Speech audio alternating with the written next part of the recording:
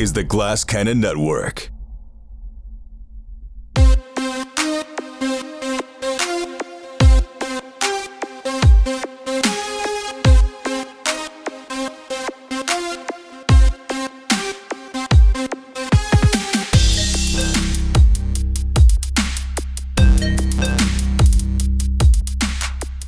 Yes, oh yes, oh yes! It's back! And the truck is back, baby! Woo! Let me hear it! Let me hear it! Yes!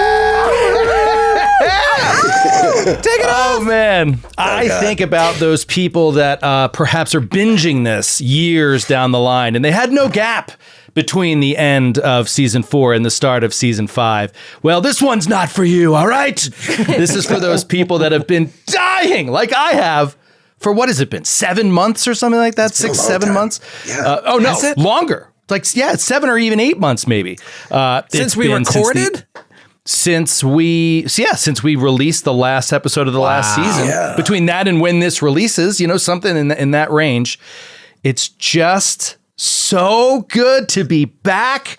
As I've been preparing for this, I've been reading and I'm remembering how much I love this game, and it's because I love you guys. I love you guys, and it's so good.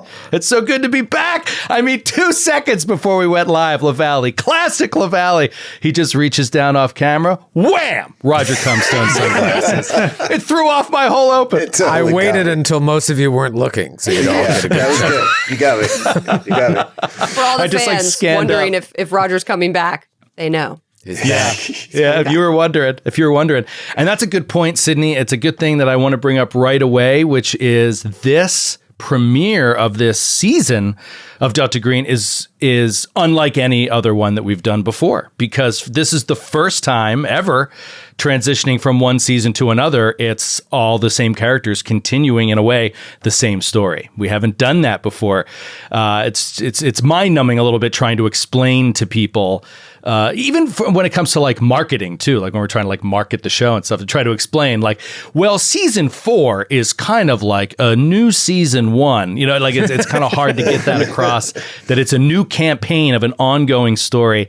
But here we are in season 5, starting part 2 of a campaign of Delta Green called Impossible Landscapes. It's amazing to be back and to see all of your lovely faces again, to see sunlight behind Francis. I know. Sunlight. I've emerged. He's emerged from the basement. Just for this one season. And then I go back.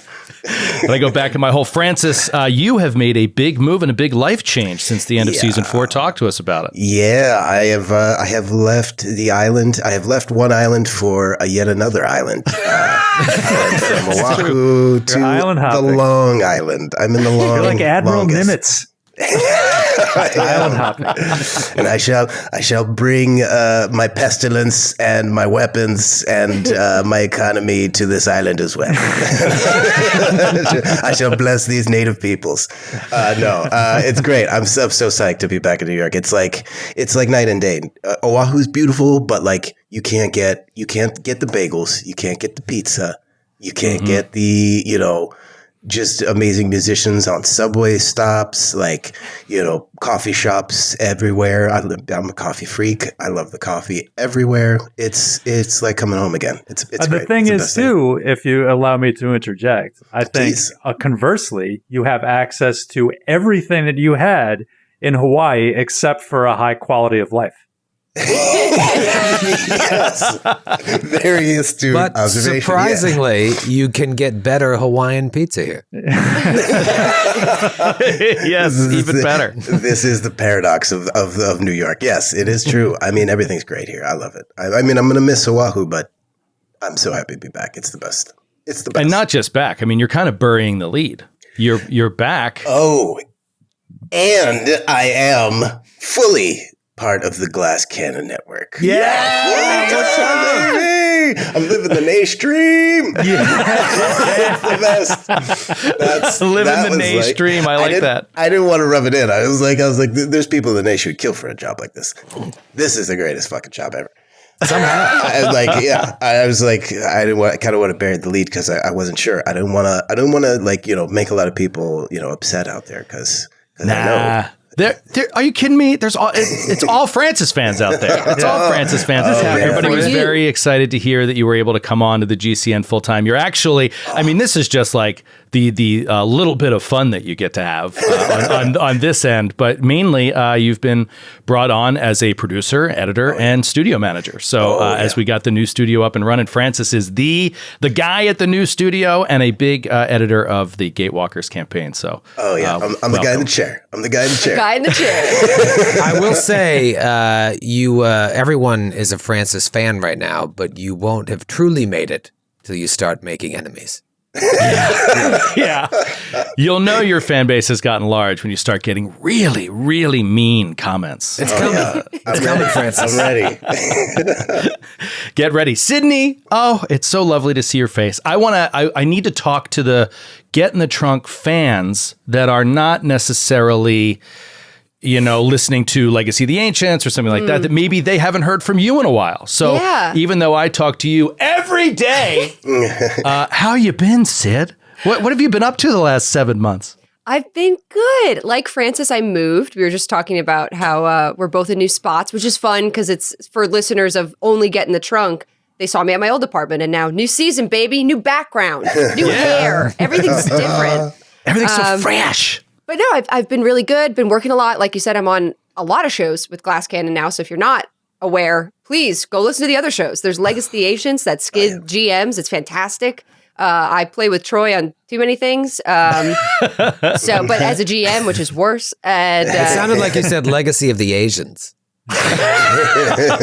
Which also sounds like a fun show. That's a different show. We don't have that one, but somebody does. It's in the works. But no, it's been life has been good. I can't complain. You've also joined the tour since Get in the Trunk ended. That wasn't really like you had guested before, but you hadn't been a permanent fixture of the Glass Cannon live tour at the end of last season. So Sydney joined us for the live tour. It's so fun to be in different cities with Sydney. It makes everything better. And I just like hanging with my boys. And Kate. Kate's one of the boys. We're all the boys. But we're all the boys. It's been so fun. We started tour recently, so I've got tour on the brain because we have all these shows coming up this year, 2023. That's been so exciting for me. Awesome. Big city on the road. How are you, good buddy? Real good. Very excited. I'm excited. I've been immersing myself back in Delta Green, looking forward in anticipation of this. I'm anticipating the soon-to-come cosmic horror of my Denver Nuggets somehow blowing it in the playoffs, which I'm sure so I'm sure people watching this like weeks from now that they can confirm whether my Denver Nuggets fan. No, man, this is great. I'm so happy that Francis is here. I'm so psyched. We got to catch some movies, buddy. Yeah, absolutely. Like just having him back in town, just everything feels a little bit better. I'm excited about this. I can't wait. And unfortunately, Troy is not able to join the game this season. It's just Roger Comstone all the time. Like it or not. Fully in character. I just wish you would stop calling me at home. Please stop. Troy, are you eager to get back in the shoes of the one and only Roger Comstone? Well, it's weird because I don't really get in his shoes. He just gets in mine. I don't even know what that means. I don't even know what's happening. All of a sudden, the sunglasses go on and the music hits, and I'm in a different place, man. And I'm obviously joking, but something also happens when we start playing where I feel like I'm going to a different place. Things just come out of my mouth. I'm like, oh. I wasn't planning on saying that. I'm excited. I don't play as much anymore. And the reasons for that are varied. One, I'm too busy now with all the responsibilities of trying to maintain, let alone grow the business. But also because I have my attention span sucks. Like I'm doing too many things and I have a hard time being in it. As a player, like I'm so used to running games, then I can always be thinking about what I'm doing next. I have a hard time just sitting enjoying someone else's role play. So I'm excited where I haven't been a player in a while to just really dig in, and I'm really going to try this season to just be mindful and be in this moment, because sometimes I'm doing other things and I don't want to do that. I really want to be in it to win it. So I'm excited. Yeah, and I look forward to that too. I think that it can go two ways in Delta Green. I think a lot of times we joke about by we I mean the the exclusive club of handlers of Delta Green, of which Sydney and I are members. We joke about how disastrous players are, and their decisions are so disastrous, like, legally speaking and morally. And it's just a very funny thing to behold. But I will say, as I go back and I pay attention, I re-listen to things, when you're running the game in the moment, you're so like, ah! Like there's so much going on that when you go back and re-listen, you can catch little things that you missed before. And I will say overall, not only the things that you blurt out as Roger Comstone, sometimes are just absolutely hilarious, but also you do have a good instinct as a player in this game for like what's going on, like for what is what they're the greater mystery, even though it's in a lot of ways kind of unsolvable, quote unquote. Like you say things and I'm like, oh man, that's very prescient. Like that is like things are going to matter like that, but people don't notice. Even you don't notice, right? It just kind of like goes by. But I'm hoping that people will put in the time to re-listen to some of the stuff we did last season, because it is worth it. I'm telling you, the things that are going to happen in this season and the next are going to, the seeds were planted in that first season. It wasn't all just throwaway, and I'm really excited to see how that all develops. Man, thinking about Roger Comstone cracking me up. I don't know how you could possibly come up with this, but if you remember last season, there was one scene near the end where you go to the police station because you're trying to find Abigail Wright's father and you want to just speak with him. And you meet with this cop, Detective Goradanda, who you guys had met with before. And he brings you back and he's like, what do you need? You're like, I need the contact info for this. What is he, Sydney? He's Nassau County Sheriff's Department. Yeah. Nassau County Sheriff's Department. You're like, I'm just trying to get a contact for him. And he's like, all right, let me see what I can do for you. And then you roll. You're like, let me roll my persuade and see. And then I'll role play it as that. And you roll like a 79 over 20 or something like that. And you're just like 79 over 20. Brief pause. Hey, look, I got to get out of here. Can we speed this up? And then we just start laughing. And then you just start being like, do you think maybe you could get your boss on this? Someone who could read? And like we just lose our minds laughing, and it's just so mean. Like I don't even know how you could come up with talking to a cop like that unless you had those sunglasses on. So it's going to be good to have Roger back. We talked about it. It's just so fun to be mean to cops in these games. 'Cause you can't do it in real life. You can't just go say, right? Fuck you. You can't do it. So it's just really fun. There's also this scene where we're in traffic or something, and Roger starts yelling at a cop, like in the street. There's like a when he's biker. Like, messes the guy's door up. Yeah, he hits the guy's door, and it's his fault. And the cop comes over, and he like gets into an argument with the cop, and I'm like, it's so New York, but yet Roger takes it like 7 steps further, like just so far. I think it is the sunglasses. Gilbert Godfrey, part of his character was like his eyes were always squinting and closed, and that's because he had stage fright or something going on. Like, so he would close his eyes on stage and just talk, and he didn't have to worry about the audience being there. And there was a lot of confidence that came from that because he didn't have to look at the audience. These glasses kind of do the same thing. It's like another person. That's awesome. Okay, well, we are going to dive into it. I think that there's, traditionally speaking, I'd launch into a dramatic scene here, but I'm not going to do so because this is really, we're going to start this season with kind of fallout from last season. There was a lot of, I don't know, creative whatnot going on in my head last year about whether we should do all of this as a season 1 episode, but I didn't want to take away from, the momentum at the end of this story because it was building and building and building, and the end was just like, oh my God, shut it down. So I'm glad that we did it that way. But what that means now is we need to see really what kind of impact this exposure to the unnatural had on these characters that we love so much. So what I want to kick it off with first is I'm going to go around the horn. Please, just the briefest of brief introduction to your character again, just to refresh people's minds on, the quick bio version of who they are. And then we really want to see how this exposure and this experience with the Night Floors from season 4 impacts their lives. Spoiler alert, we're about to go years in the future here in this episode. So we're going to look as time goes on, what has happened to your characters and their relationships. So let's kick it off with Roger Comstone, because everybody really kind of knows him. Roger, Troy, can you give me a brief synopsis, introduction of Roger Comstone? The first thing you have to know about him is that he's universally loved by all listeners. I'd say that's really the most important thing. Yes. And he can't die. That's the second never most die. important. He's just ensconced in plot armor. No, Roger Comstone he's an interesting character, because if you listen to season 1 and season 2, it's in a different time and you could possibly say even a different timeline, maybe an alternate universe. It's very unclear. But when we're first introduced to him in those early seasons, he is a former Green Beret that fought in Desert Storm, and he's kind of come back to the world a little broken from his time out there. And he's working at a gas station just outside of Fells Point in Baltimore. Big Orioles fan, lifelong Orioles fan. He has an ex-wife named Norma, and eventually we find out he also has a son named Cal, after the great Cal Ripken. And so he has sort of a difficult relationship, obviously not only with his ex-wife, who he's hoping to win back, but also with his son that he's kind of estranged with. He'll send him things from time to time, but he has a difficult relationship with his wife's new boyfriend. It's like a whole thing.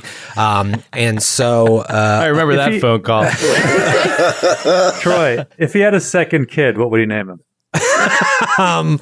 Brooks. Murray. After Eddie Murray. Murray Comstone? Murray Comstone.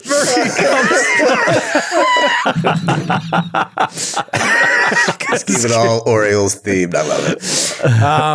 And he's got his two motivations, like to try to win back his wife, and he just also part of him just wants to like go to an island and escape. So at some point we do see him having escaped and gone to this island. He's in Rincon, Puerto Rico, starting a new long, scraggly beard, and he's pulled back in. And what he sort of discovers over time is that he cannot escape what he's seen now, as he dives more and more into these eldritch anomalies. And so at the beginning of last season, it kind of picks up right at the end of season 2, where we see Roger kind of deciding, he needs to go back home, or is he going to go try and chase his wife? He's going to go do something else, and he's on a plane. And as it's coming in, something happens, and he wakes up, and now he's back in.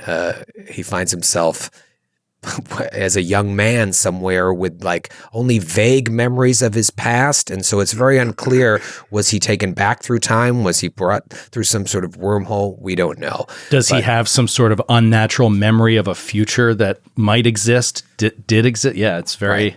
There's some Back to the Future timeline things going on here.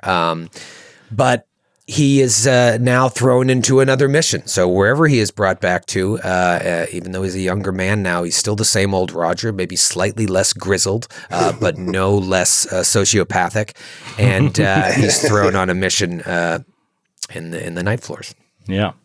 And in that mission, he meets Victoria Ricci, Vicky Ricci. Sid, tell us about Vic. Vicky is working in New York City as a United States postal inspector. She is the rank of inspector. She's like fairly liked at the United States Postal Inspection Service. She does well. She really cares about her job. She is married to, but currently going through a separation with her husband, Christopher Di Piazza. Christopher Di Piazza. And she's super Italian, if you couldn't tell. And Also, Christopher is an FBI agent. Important to note. Yes. And they met in training. They met at the academy, and then they both kind of split off. But they're going through a separation. It's very difficult. She's also currently in AA because she struggles with alcohol abuse and alcoholism. She had a setback during the last season. Who knows what's going to happen in the future? But yeah, she got called to Delta Green because she is super competent in forgery. And like the mail inspection that she had done, she specialized in forgery and mail fraud. So she originally got called in for something else, but now she ended up on this mission with Roger, Agent Murnau, Agent Makeshift, and Agent Messiah. And she is in way over her head. That's a good point. Thank you for helping me remember the code names. I meant to mention that during Roger's introduction. So he takes a code name. This is M Cell in New York City. Everybody's code name starts with an M. Roger is Agent Messiah, and Vicky is Agent Maybelline. Agent Maybelline. That's right. Next we have. Well, wait, she buried another important lead. What's that? We Very both important development for both of you. Thanks, kid. glossed over. During our time, She had another setback. hey, that's my friend Roger Comstone. Don't Talk about my friend like that. Her and Roger got together and they had this kind of romantic flame. It was like a flame, who knows? And not really sure how we left it off. It was sort of like it happened and that was that. And now we don't know. But they did get together. As I said in the previous season, they boned. But they grew, aside from that, they grew very close. I would say out of the group, Vicky was the closest with Roger. They confided in each other a bit about who they really were. She talked about her divorce. He told her his real name, things that were not allowed in the Delta Green universe. You're not supposed to do that when you're a Delta Green member. So that was a big no-no in their part. I was thinking too, I was listening to this episode yesterday where that happened. It's so And it funny. occurred to me, it was very funny. It was awesome. It was a true first for the network. But it occurred to me that of all the insanity-inducing horrors that we've encountered, nothing could possibly match the terror of waking up in the morning and learning that you had sex with a guy who owns a parrot. And the parrot is right by the bedside, like right there. I don't know. Shrieking at you. I don't know why you'd be listening to this season if you hadn't listened to the previous season, but if you're trying to just skip through, please make sure you listen. I think it's episode like 16 or something. Make sure you check that one out where Roger describes his apartment to Vicky, who just woke up. It is fucking hilarious. Yeah. And also, I won't spoil it for the realists, and go back and listen to what that parrot had to say about that. All right. Let's kick it over to Francis. Francis, who are you playing again? Yes. Quick recap. Robert Bobby Walford is a new member to Delta Green. He is by trade a CIA analyst who works in counterintelligence and is based in undercover in the United Nations in New York.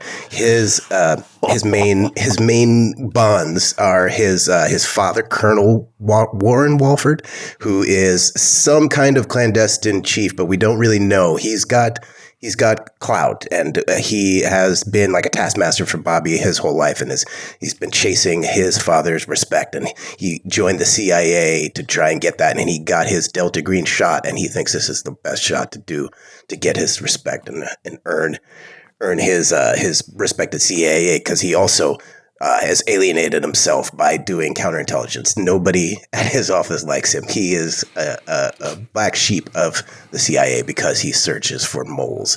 So he takes his Delta It's like Green. Serpico. Yeah, exactly. Exactly. Without the big bushy beard, unfortunately. But yeah, so he takes this Delta Green mission and gets to know all these guys. Now this is probably the first time he's built any kind of real bonds with people he's worked with. So, but his other bonds are suffering because of it. His girlfriend Janice has been taking the brunt of all of his damage during this Delta Green mission.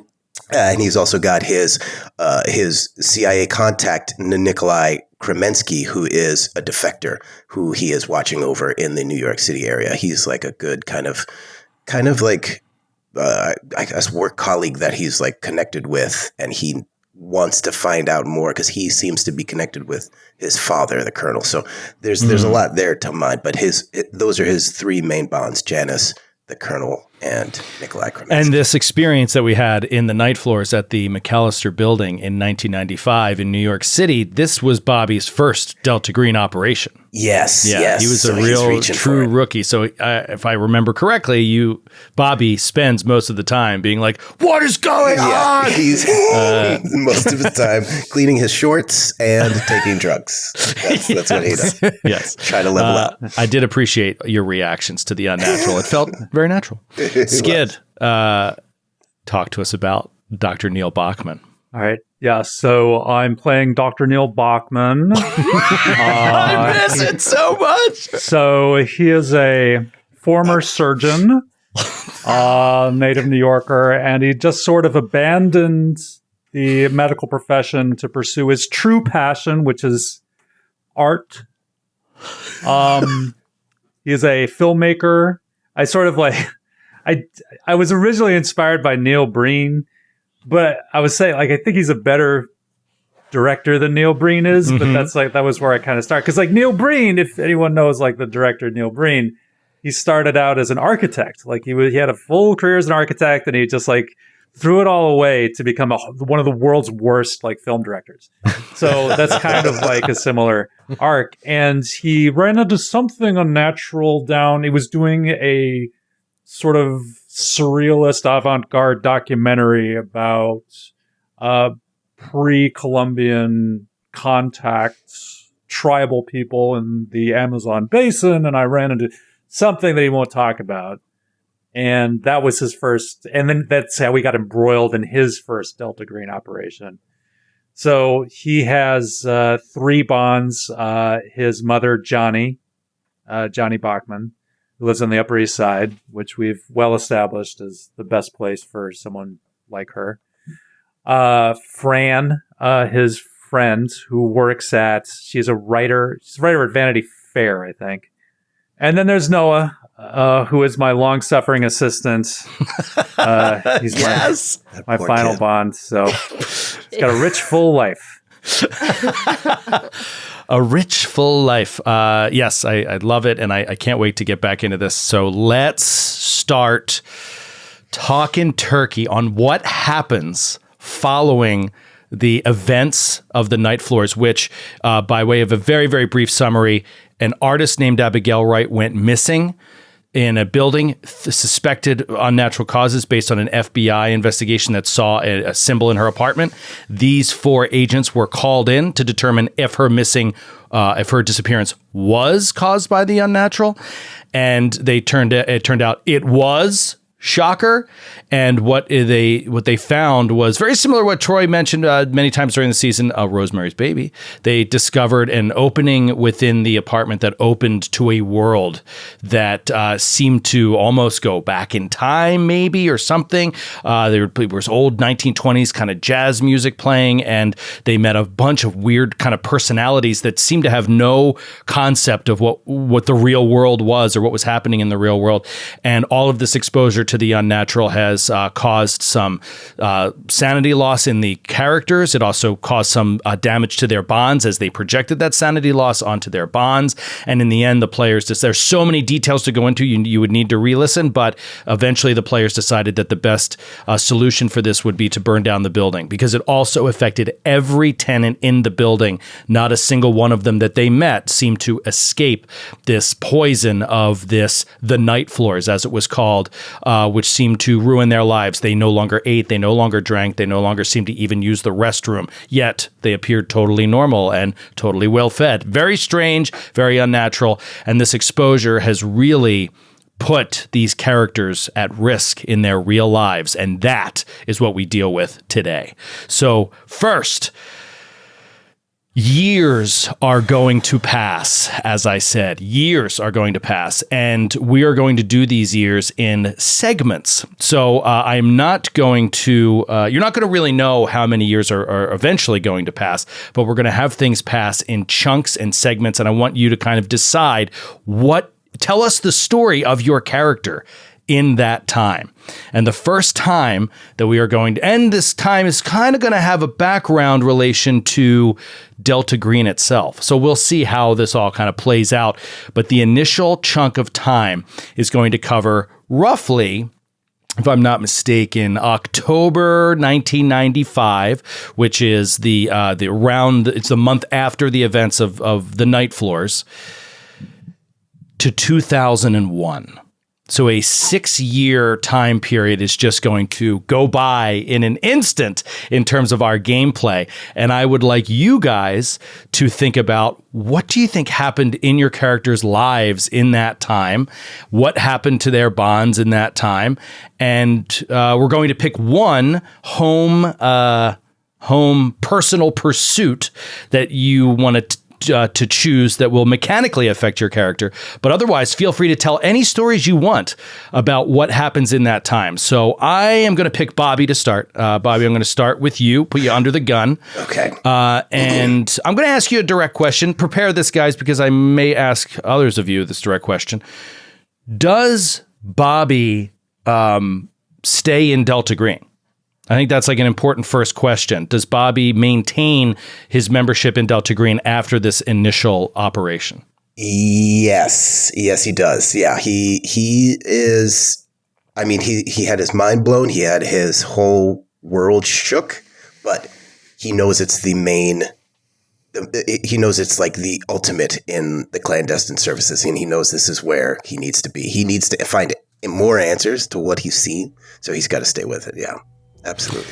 Okay, that is cool to hear. Do you think he had any operations in this 6-year window? Do you think he was ever called in on another job or anything? Yes. So I feel like eventually, somewhere in between that time, he was called out to the Middle East, to Aleppo. In Syria, yes. What? To some Delta Green mission that took him out there, and he went still under the guise of the UN, cover that he had in New York. So cool. Things went bad. That's all I'm gonna say. Things went bad, but he made it out alive. I don't think anybody else in his Delta Green crew in that particular mission made it out alive, but he did.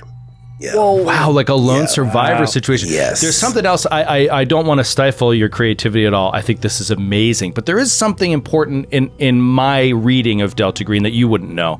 But Delta Green seems to be a very America-centric organization. It's really kind of a national security organization. And it really does not do a lot of foreign operations for the unnatural because unless, it feels like it has to. In this case, it felt like it had to. So, keep that in mind. You don't have to give me any more details, but think like, why would they send Americans over there to deal with this? What happened that made it, some of that? Or could it have been a crossover with an intelligence organization in the Middle East that also has a Delta Green wing? Because that's what, you'll find out as you learn more of the lore over time. And you know what? I'll tell you what, you get it. You get it for free. You get some of the lore. For saying you stayed in Delta Green and did a foreign operation, you as a player now know, and Bobby knows as a character, other countries have Delta Green analogs that are not called Delta Green. They have different intelligence agencies, and they have different levels of legality in those countries, but they do the same thing essentially as Delta Green does, and sometimes they communicate with each other. So you communicated with a foreign Delta Green service and did an operation with them, and we're a lone survivor. So why don't you... I'm just going to make you take sanity damage for that. Yeah. So go ahead and let's take a D4. Take a D4 of sanity damage. Thank God. Okay. All right. Easy. Oh, 1. It's a 1. Okay. Not too shabby. Easy. So that would be a 1 from unnatural. Let's say you experienced something unnatural. So 1 from unnatural. And then do you want to choose a pursuit, something else? It doesn't have to be related to that operation. It could be, it could be staying on the case. It could be special training. It could be going to therapy. What do you think Bobby did in his real life? I think he would be, it would be either is improving a skill or stat. Is that that's part of it, right? Or is it? Okay, yes. Yeah. You train or study extensively to try to boost a skill. Yeah, and that skill is going to be boost. Sorry. I want to build on his humant. Oh, I like that. Yeah, okay. I like to build on his humant. On his humant. Yeah. I like that. Okay, sure so that what would be kind of like socializing, or maybe taking psychology courses or something of that nature. We could see Bobby doing that. Okay, this is interesting. So, what do you think that this would? What is the relevant stat here? Would it be power? Would it be charisma? What do you think? I got to believe it's charisma, because he was always struggling with that charisma. So, we're not struggling, but he just needs to add more. All right, so go ahead and do a charisma times 5 check, but give yourself a plus 20%. Ooh, okay. So, all right, I'm rolling two D10s, right? You're rolling it, for the D100, and you want to get under your charisma plus 20%. Yes. Okay. Under my charisma plus 20. So that I rolled a 13. Oh, well, you got it. You crushed it. Nice work. Awesome. All right, so you got a 13, so that means you are going to add... now, this is different because it's 6 years. We're going to double your addition, but we're going to do it with 2 die. So instead of getting 1 D10 to this skill, you get 2 D10 to your humint. Ooh, so because this is a longer period of time passing. Yes, okay. So roll 2d10 and add that to your human skill. How awesome is that? Oh, wow. Wait, that can't be right. 70? That can't be right. Well, you got it. You got 17? 70. That's 17.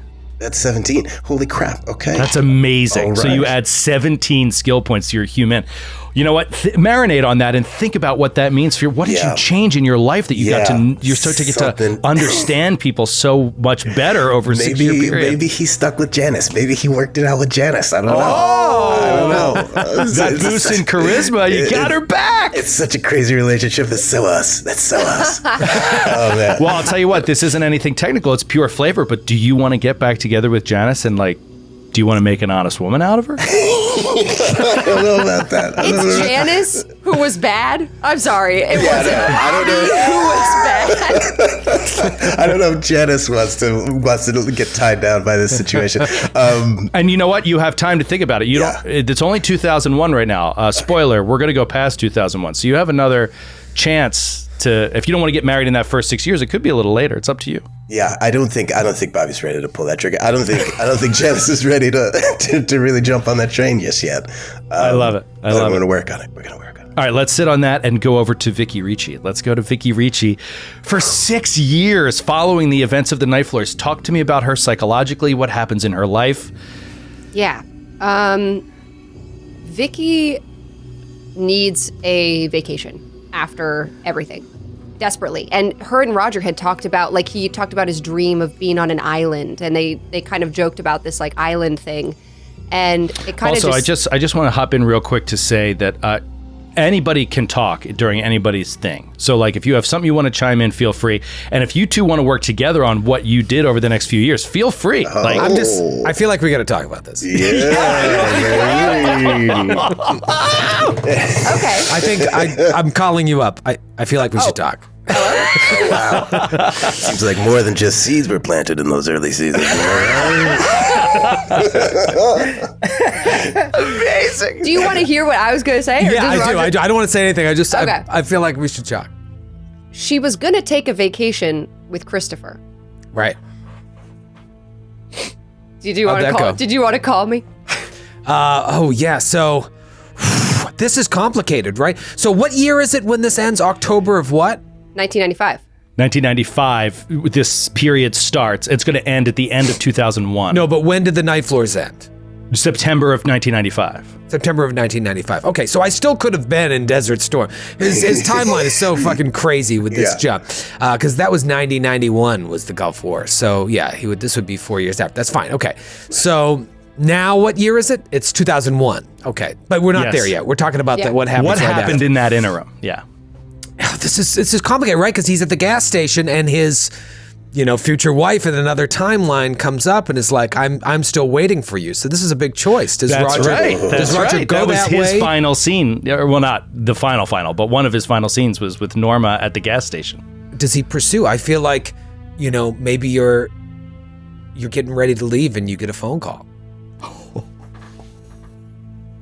She answers the phone. Don't go. She walks around to the kitchen with the corded phone because Christopher is there. Sorry, is this in October of 1995? Is this in the weeks following the operation, or is this like a year later? Okay, I would say this is October. Vicky is like, her and Roger have chatted on and off, but then it kind of, they stop talking. Vicky's trying to get her life in order. Maybe he knows the vacation's coming because you've mentioned it. Okay. Yeah. And she just goes, Roger? Yeah, it's me. Why? What's wrong? What's wrong? Nothing's wrong, per se. Except the person you're about to hop on a plane with. Roger. And she kind of just like covers the phone a little bit. You are putting me in a really difficult position. I don't know what you want me to do. I have to, I don't want to say move on. I have to know if this is what I want. So do you think hopping on that plane, spending a week in the Barbados, or wherever you're going? Myrtle Beach. I told you a few times it's Myrtle Beach. Why do I keep thinking it's the Barbados? Roger, if you wanted to go to Barbados so bad with me, you should have invited me. You should have called me. I'll tell you what, it's a hell of a lot nicer than Myrtle Beach. Have you ever been to Myrtle Beach? No! It's a nightmare. I've never been to Myrtle Beach. I've never been to Barbados. Can I add a wrinkle? Yeah. Oh, yeah. What's your wrinkle?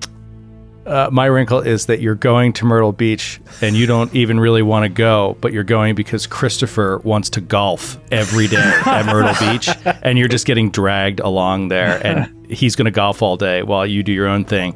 So is this true? That's why. Is this true? I'm pitching it to you All right. because Myrtle Beach is known for its golf as well, Okay. and like I've known a lot of douchebags that have been like, yeah, I go to Myrtle Beach and I don't see my family and I just golf every day all day. It is one of America's douchiest vacation destinations. I think this Christopher did select it. Like he picked Myrtle Beach. Okay. And I Important think, wrinkle. Yeah. So I think, now maybe Roger even says that he's going to golf all day or something. And Vicky's kind of like thinking about it. And she's like, maybe he is going to golf all day. Roger, what do you want me to do? You want me to say no? You want me to not get on the plane? You want me to come over to your apartment? What do you want? What do you want? That's not fair. That's not fair. You can't call me up and tell me what to do. What do you want, Roger? Roger pauses for a second, and now we see him, and he's like dressed nicely in a suit, and he's on a payphone at a restaurant, and he looks over, and he's on a date with Norma. Oh my God! What a dirtbag! Oh my God! Such a jerk. Roger Moore Comestone. Split screen. M-O-R-E. Split screen though. I mean, he's looking at Norma, and Vicky is like at this divided wall between her living room and kitchen, looking at Christopher, and she's on the phone. Ooh. And she says, what do you want?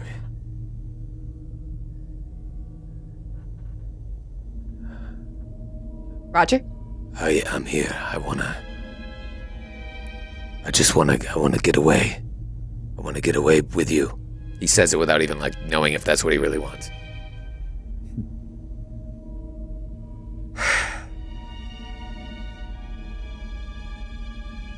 I will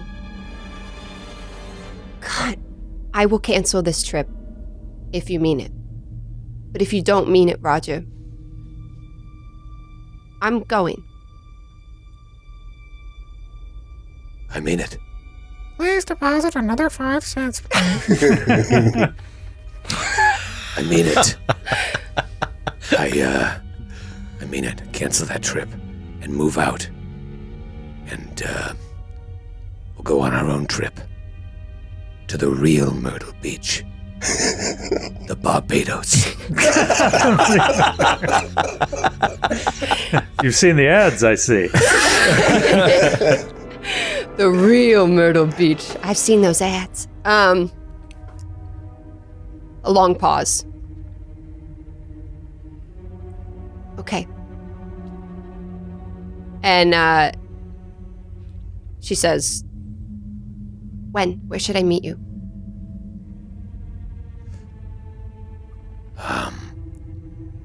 Meet me at JFK.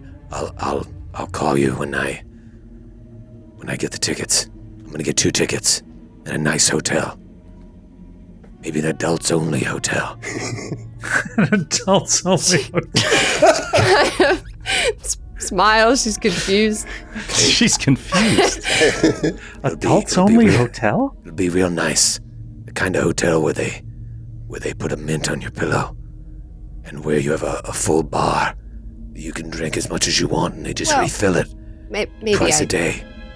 I can't. Well, Oh, sorry, the bar's mainly for me, but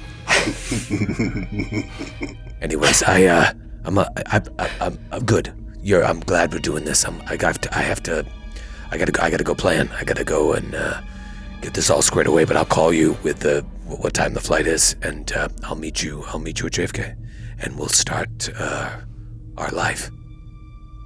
We'll start this leg of our journey. okay. And she's smiling. She's like, she's giddy. It's like you're like a teenager. Francis is smiling. I'm waiting for this moment. No. Oh my god. She's excited. She's nervous. She's excited. She's like, okay. And she just like hangs up the phone and then has a blowout fight with Christopher. Amazing. Fucking ugly. Oh, man. Because this was like their we're gonna fix it trip. This was like a talk about how they're gonna go and it's gonna solve like one of those vacations, it's gonna solve everything. It's gonna be their second honeymoon, like whatever. I don't know. I had a different idea. I had a whole different idea. As did I. Changing everything. But can I continue with, I guess, I want to know what happens.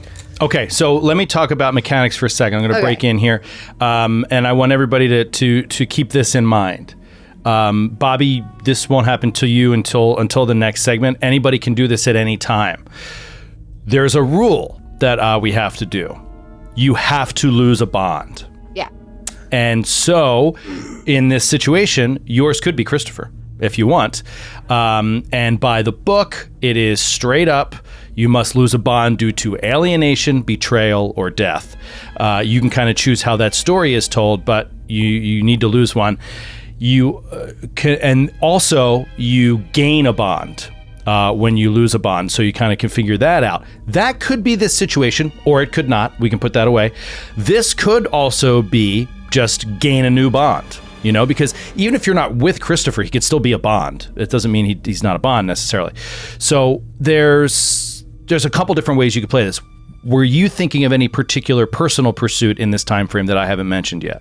I was thinking about establishing a new bond. Okay. But it was not Roger Comstone. No. What's his name? Where does he live? Not Roger. Well, here's what I was thinking happens. She goes on the vacation, like if she had taken it with Christopher, she goes on a vacation and she comes back to New York and she finds out she's pregnant. Oh, wow. And we were so careful. I mean, 17 orgasms. times. You were so careful. even before the discussion of like the continued relationship with Roger, if that was like a thing, the timing of it was sort of like this ambiguous of it could be Roger's. Like it could have been Roger's. The baby is born in like June. So it's 1996. 1996. Little Marie Right in if you were born in June of 1996.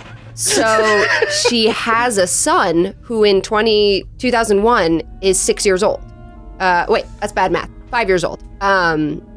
So that was my idea for establishing a new bond. Wow. Oh, I love it. I love it. All right, so That's intense. we're not going to not do that. So go ahead and establish a new bond, but just be aware, this is dangerous territory. Totally. Because this is someone you project sanity loss on, and it could be your child, that's kind of terrible. But Yeah. Bringing it but real. into But this? real. Okay. All right. There's so many listeners that just said, well, I'm done with getting the trunk. Well, No yeah, good don't can come worry from too this. much because at the it's start not. of this operation, your child will not be 5 years old. So that's a positive thing. Okay, so this is interesting. I think I'm going to, you know what? Let's have you roll because I do want to roll dice here. You're not going to not get the bond. You had a child. That's kind of like there's nothing you can do about it. But I will We if didn't you really hit it off. if you fail it, there may be future consequences to your bond score. Maybe you don't have as good of a relationship with your kid or something like that. So we'll see. Let's start with a charisma check. Again, this is at plus 20% because you have years to work on this bond. It is plus 20%. So you take your charisma times 5, add 20%, and then you have to roll under that. Okay. Hold on. My charisma's a 5. Okay. Got to roll under. It's not too hard to do. I have okay charisma. Okay, yeah. I rolled a 44 under 70. That's a critical success. Critical success. So you are going to get your bond at your full score because of that critical success. So you get your bond at your full charisma score. Awesome. Then you need to lose points with it, 2d4 points with another bond. Yeah, that's gonna be Christopher. Is that going to be Christopher? Okay, so 2d4 points. Let's see if that zeroes him out or not. I don't even know if it's possible. Do you have more than 8? He'll be fine. Okay. That's He'll be fine. a 2 and a 3. So that's 5. So he is down to 6. All right, so in 2001, things are a little rough with Christopher, but you have a kid. Is Christopher the father? I don't even know if we ever figured out, but I want to know. Vicky shows up to JFK in 1995. Do they go? Does Roger show up? Does Roger show up? I imagine you get there and you're looking around and he's not there and you're just like, what did I do? And you start to turn to leave and he's there with a bouquet of flowers.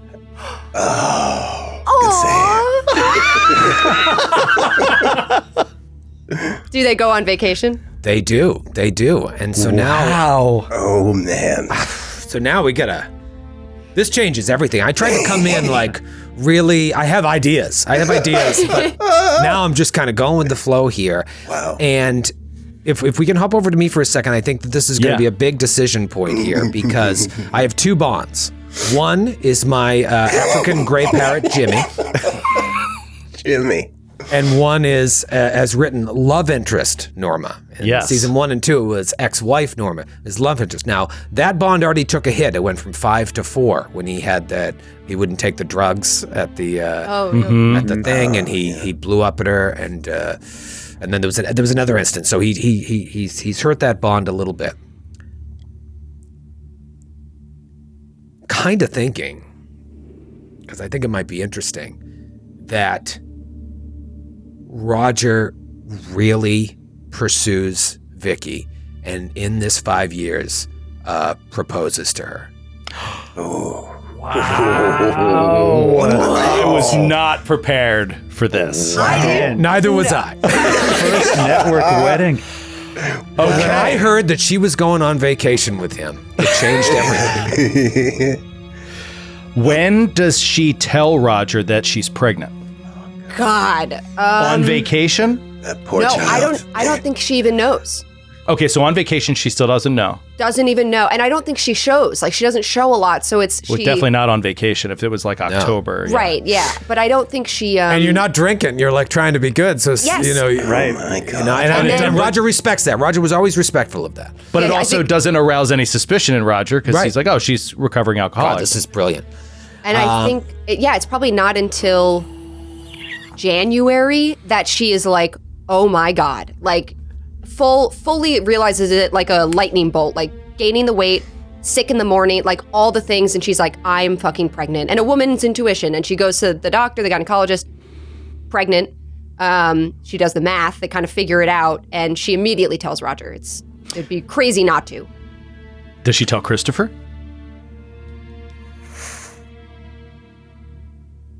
Yes, but Oh, wow. after Roger. Whose does she Roger- say it is? Does she know? Does she want to know? I didn't think about this. I think Roger Back at the truck, proposes and makes it clear, I don't care whose kid it is. He wants you. Oh. Vicky has to Put get the a kid in an divorce. orphanage. Right, get rid of the fucking kid.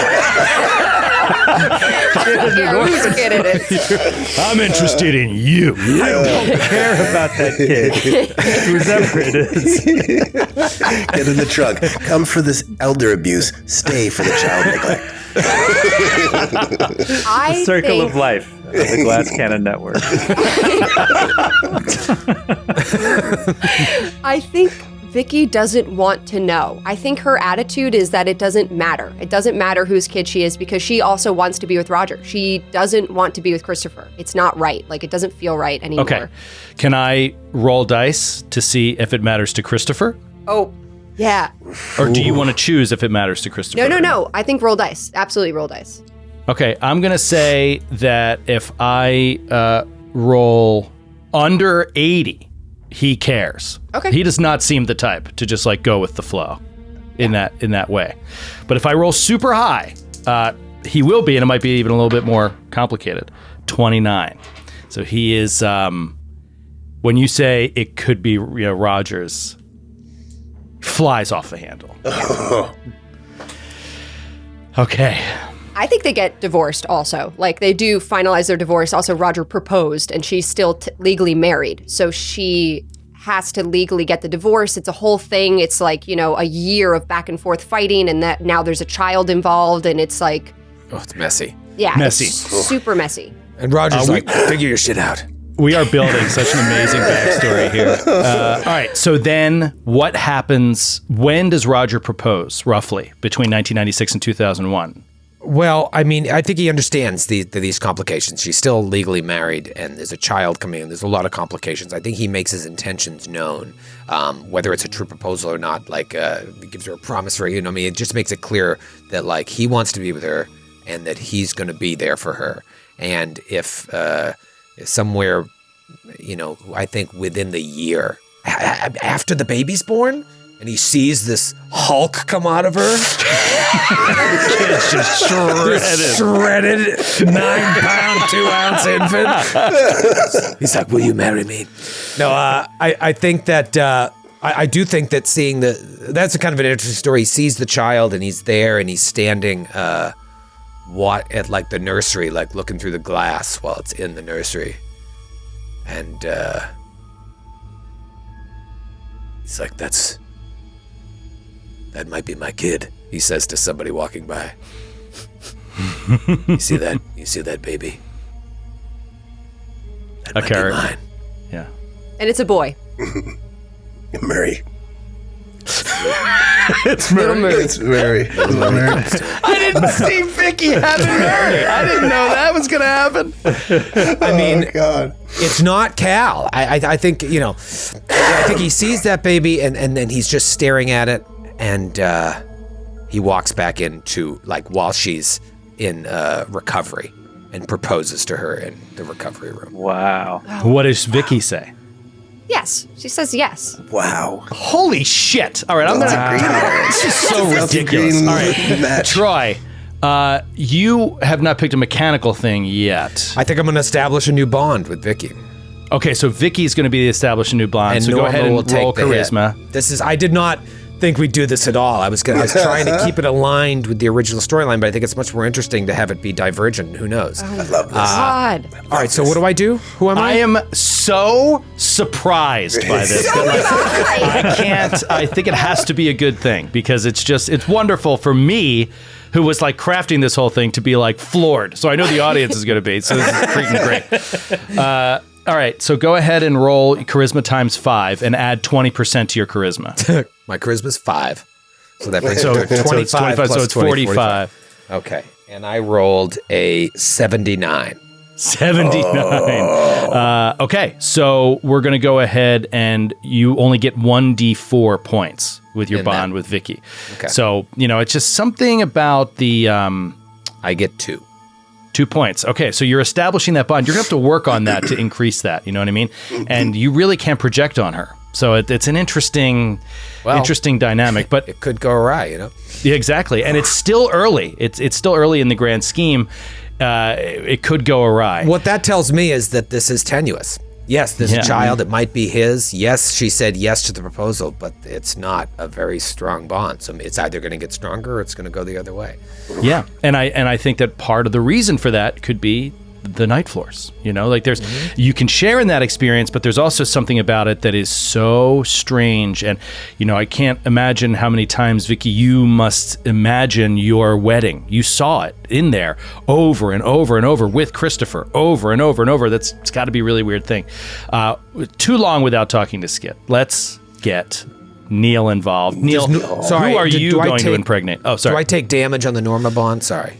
Yes, you take you take 2d4 damage on the Norma bond.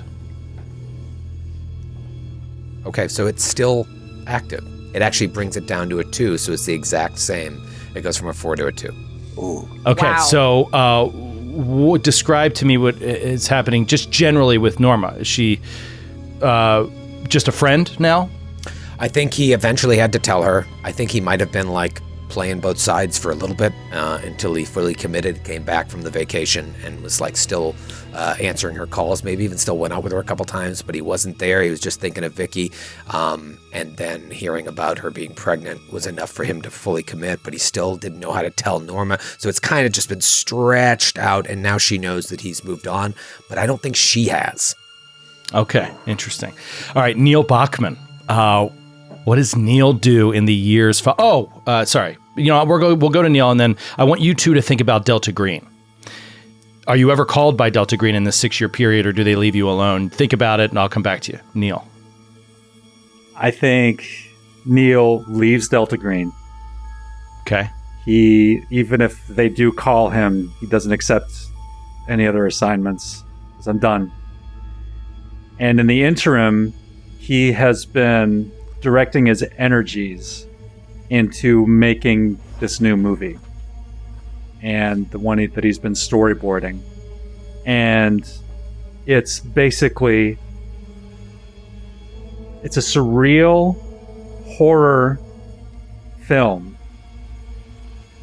that is inspired by the night floors and this girl, like that image of the girl with the blank ivory mask and the marionette strings and the spiders. Like, all of this stuff is sort of incorporated into this almost incomprehensible work that he ends up with. And people hate it. People fucking hate this movie. They're just like, this made me, I watched this and I wanted to throw up. Like, this is like, it didn't make any sense, and it's gross. It made me feel horrible about myself. There are like suicides that come about like as a result of like people going to screenings of this thing. And so, and he's frustrated because he feels sort of stopped up creatively. Like he's kind of standing in his own way of really using everything that he's experienced. It's like a half measure what this movie represents to him. And let me just interject something that I'm thinking about, which is concerning. This movie is so bad, but I would urge you, if you want to continue to play Neil, that you didn't actually make a piece of art like the King in Yellow, right? Like you didn't make something that actually that's what unnaturally makes people insane or anything, right? No. That's what he wanted to do, but he didn't do it. Okay, but because he was not wouldn't let successful. himself. Okay. So it was just like a sort of a half-measure half-assed attempt to do something like that, and it just didn't work. It was just like a short circuit. Got it. So yeah, but it affected people, like people in a lot of like, not to King in Yellow, like, extent, but like it affected people some, and it has probably like a cult following of people who somehow actually got what he was going for and love it, but it's a very small number of people. Okay, and is that a one of the mechanical choices to do from home? Is it a personal pursuit, or is that just a flavor thing and you're going to do something else for personal pursuits? Well, I wanted to do because I think I'm going to break the bond with Johnny, with my mother. Oh, okay. Ooh. Because he's so fixated on kind of making her the focus of all of his anxieties and blaming her for all the stuff that's going on in his head as an anchor point that the relationship can't survive. And she's so confused. Like, she's just like, she doesn't understand like why her son has like done this, why he's continued to do this. And so she's just like rotting away on the Upper East Side. And she could also die.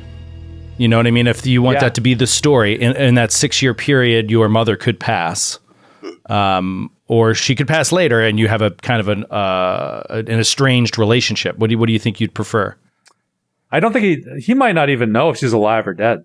Wow, that estranged. Okay, Whoa. So he really breaks away. Yeah, like the relationship just does not survive, like what he's going through. So, and I'm deciding. So I want a new Bond to replace her. Okay. And I think the Bond is Steve Buscemi. Because he was in the movie, and he got the movie. He was just like, he saw the movie, he was just like, oh yeah, this is totally great. Like, I understand completely what you go for. And like, we hit it off, like we became like pretty good friends. And he's confused by me, but like he's the one of the people who like really good. It's amazing timing too, because he was just so hot in that time. Like, so amazingly well connected in that time. I love that in all the characters you've played, one Bond was Diane Lane, and the other. Just the way the authors drew it up. Exactly. I mean, you can see how Skid plays Delta Green. It's a very clear way, which I love. Okay, so go ahead and give me a charisma ×5 roll plus 20% to see if you can woo Steve Buscemi to be an actual friend and not just a paid actor. Okay, 005. Whoa! Okay, so that absolutely crushed it. So go ahead and it's not a crit, but you do 2d4 is your Bond score with Steve. Okay.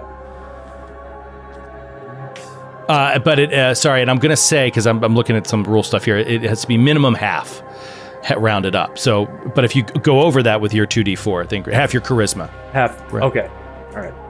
All right. That's 4. Okay, so then what's your charisma? So it's probably better to just go half your charisma. Yeah, charisma is 3rd, so 6. 6, great. So you get a 6 score Bond with Steve Buscemi over this 6-year period. You make a film, Neil makes a film that is a half measure and is ultimately rejected by fans, but Steve Buscemi got it. He got it, which is great. You ignore calls from Delta Green. Coming back real quick to Roger and Vicky. You guys, Delta Green, do they call ever? And if they do you answer the call? I think Vicky takes like a maternity leave. So I would say for at least like the first 3 years, no, she is not doing Delta Green. But I think also... Hold on, let me just be clear on my question. Oh, yeah. I'm letting you determine if they even call you. Not just turning it down or not. You can say, I would do one. They just never called me. That is an option. I want you to tell the story of Vicky and Delta Green in that period. I think she doesn't receive any calls. Whether or not they know that she's pregnant, they could. Like, she kind of knows the inner secrets, and she's like, they could very well have eyes on me, and they know that maybe now is not a good time. But I think also coming out of the previous mission with a clearer head and being a little more stable in her life in this 6-year period, she's worried because she intrinsically like ties herself and her worth to her work. And she really does love Delta Green. She feels like she's good at it. She feels like she can do good work and potentially help people. And she's worried that her actions in the previous mission might be the reason why they're not calling. Because of the fuck up with the handler and getting really, really super paranoid. And the relationship with Roger. And I don't know if she talks to Roger about it, but that's definitely what's going on in her head. Okay, cool. What about Roger? This is pure Delta Green. Do they ever reach out? Or do they don't touch him during that time period? I don't want to overthink this. I think because I think this will make it interesting. I think they call him once. He's reluctant to take the mission, but he does and doesn't tell Vicky. Ooh. Oh, so he just says, I got work. I got to travel for work. What's he doing for work, by the way? Is he working at the gas station on the Upper West Side for 6 years? Bringing home all the bacon? Yeah, he's still working at the Mobile on 96th Street. Wow. Okay. Awesome. And he's bouncing at some bars here and there. Hell yeah. Okay. You don't want to fuck up at that bar. You want to mouth off checking one of the IDs. servers there. Yeah. He's got some So jobs he gets. bouncing.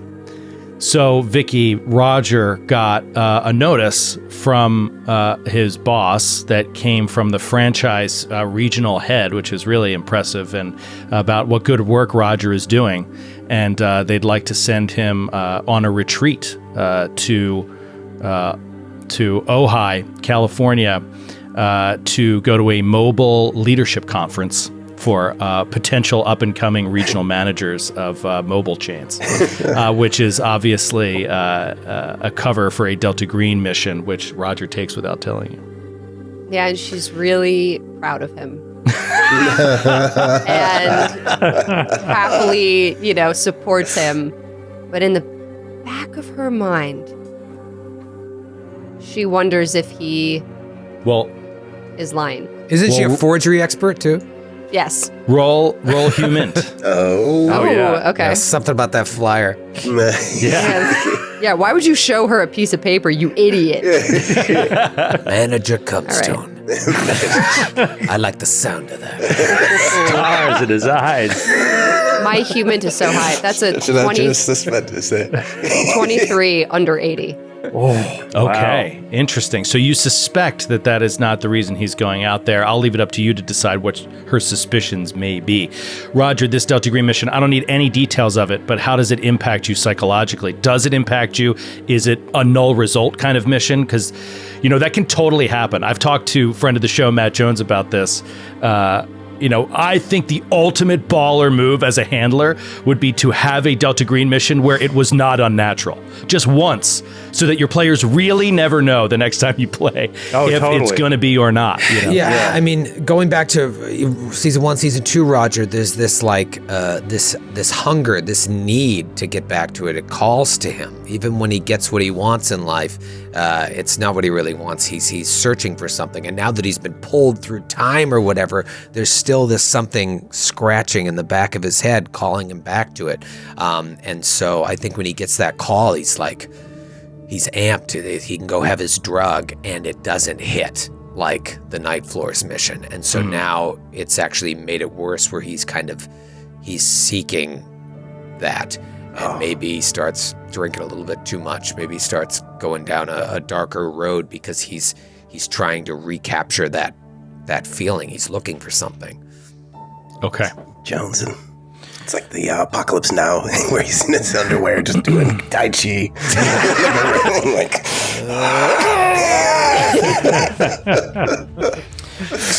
Okay, that's awesome. All right, so let's wrap that up, and I'm going to say that there's just one more thing that I need to point out. I missed this, but I don't think it matters if it happens now. We need to show both mechanically and story-wise. You guys can develop this as you want because you're awesome. we need to show the damage from the night floors in terms of beyond just the sanity damage that you took point by point. We also need to address the way that they do it here is you must select a damaged veteran template. So there is a series of templates. It's on page 36 of the Agent's Handbook. But basically, being exposed to extreme violence, captivity or imprisonment, or hard experience, or things man was not meant to know. Each template is going to give you a bonus in some things and a negative in other things. Each of you is going to have to choose that at some point during this time period. You don't have to select it right away because I'm going to move into the next segment. As we move forward in time, Bobby, you are going to get a little bit more connected in Delta Green. This foreign operation, your connection with that other detail has ended up getting you a lot of respect within Delta Green.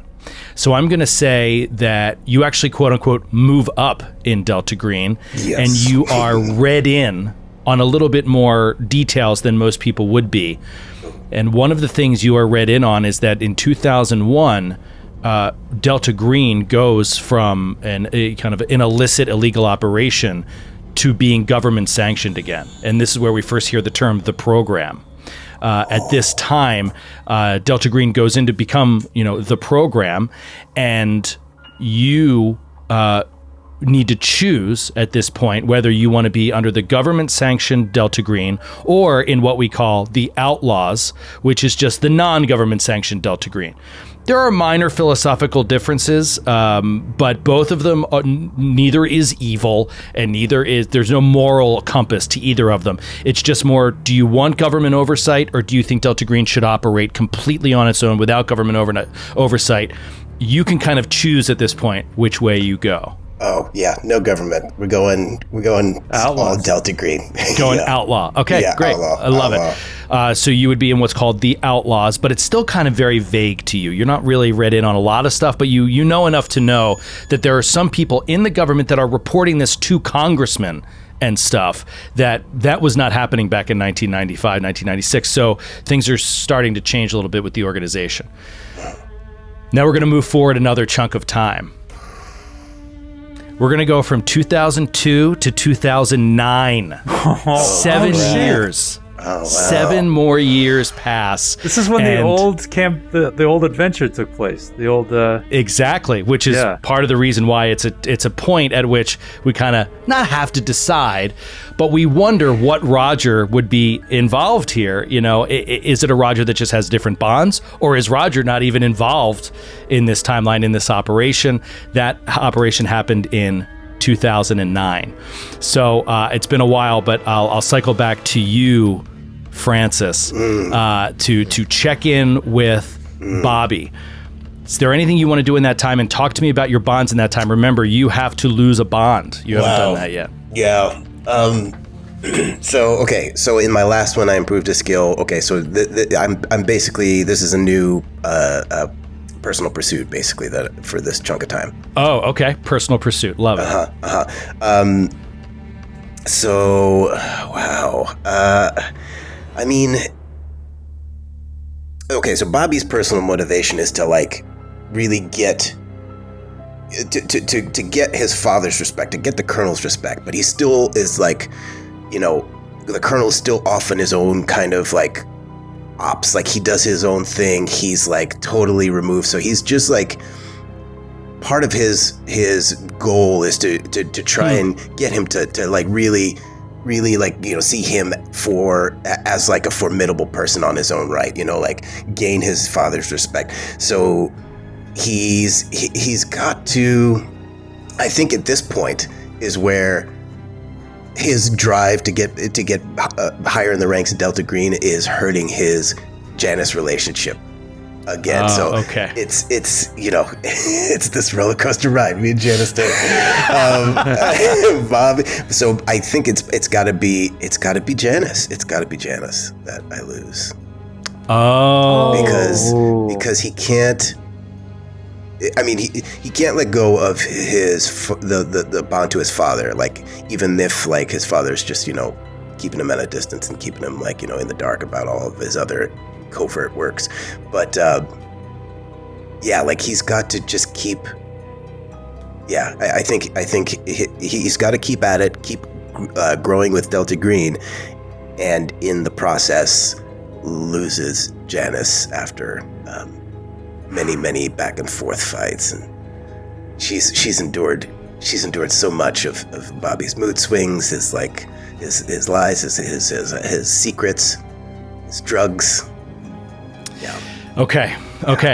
So Janice, that is baby. your lost bond. You go ahead and give me a sanity check. Oh, gosh. Because without Janice, you are lost. Oh, come on. Okay, so I left off with 46 points in San. Okay. And 46. Yeah, I know. So I'm rolling 2d10s, right? Yeah. Right, and you want to get 46 or under. Oh, come on, baby. Oh, shit. That's a 92. That is a 92. Okay, so you are going to take 4 points of sanity damage. So that Now remember, this is spread over 7 years, so it does not count as like a huge impact or whatever. But if it did take you past a breaking point, we have to discuss. It did. It did. Yeah, my breaking point was 44. I was at 46.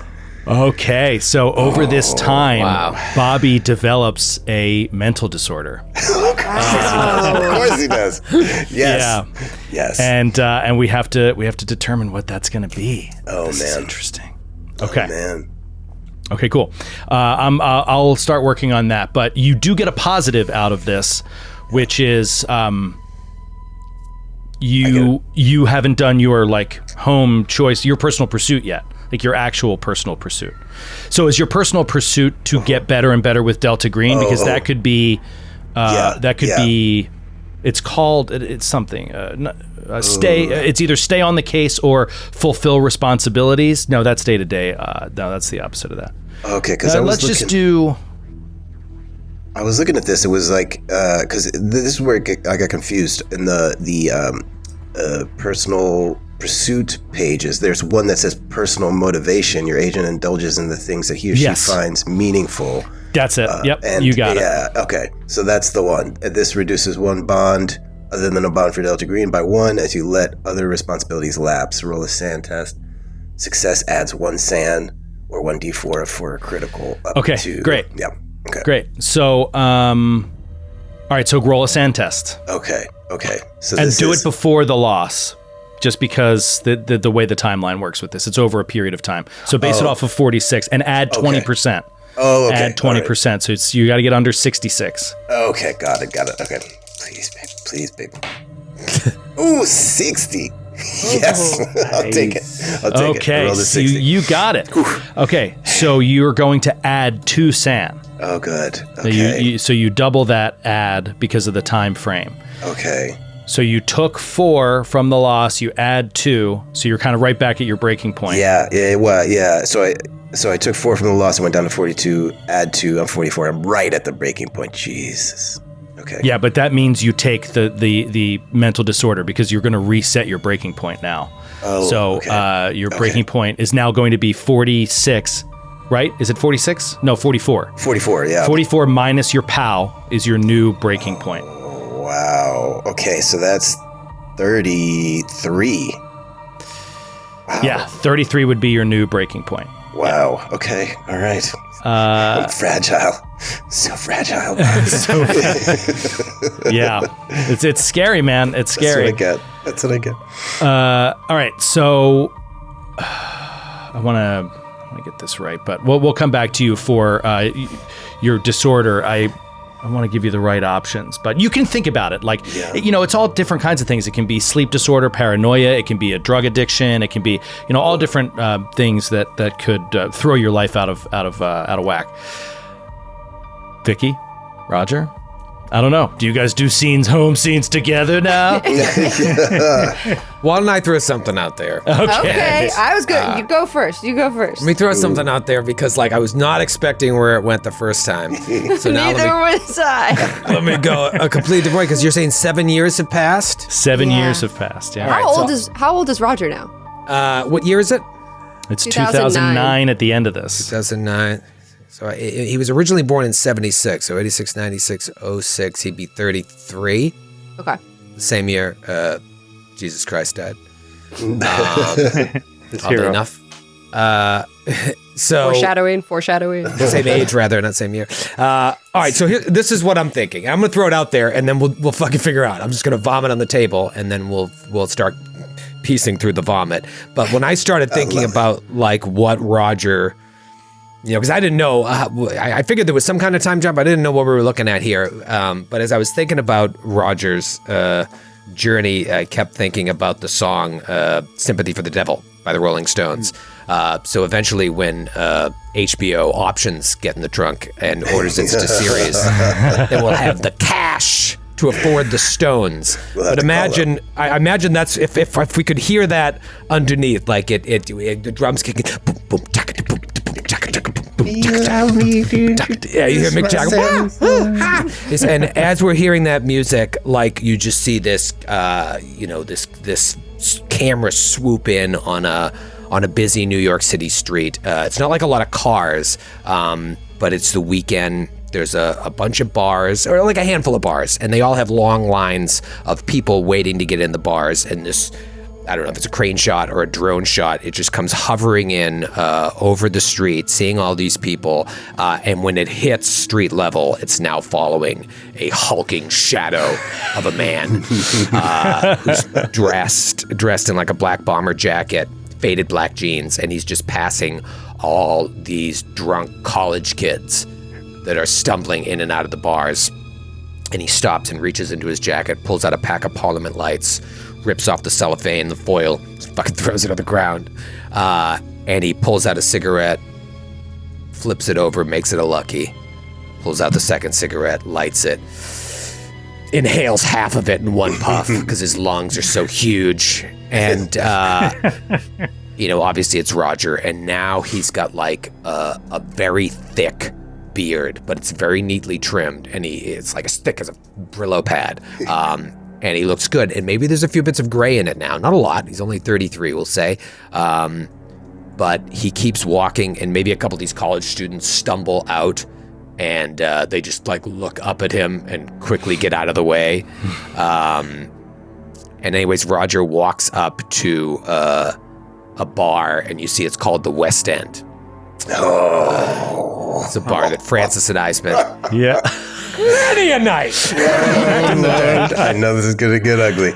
Yes, This is right up at Columbia University. I think some iteration of it is still there at this point. But I mean, back in the day, like Kerouac used to hang out at this bar. So it's the West End. There's like a line of people trying to get in, maybe 20 kids, and the bouncers checking their ID. And Roger walks up, and the bouncer gives them like the dude hug, they're like dap and a back pound. And Roger just walks right in past the bouncer. He flicks his cigarette into the street, and you walk into the bar, and it's a Friday night, Saturday night. It's just wall to wall hormones, like 18 to 22-year-olds just plastered, having the time of their life. And Roger like just wades through the crowd, which is pretty easy. It's just this like tower walking through this crowd. He wades through, and maybe he goes to the back, and there's another bouncer there who nods at him and hands him like an earpiece that has like a little lapel mic. And so he puts the earpiece on and the little lapel mic, and the guy's like, "You're gonna be in the lounge tonight." Roger nods. Still got his sunglasses on. It's pitch black in here. And Single Ladies is blaring.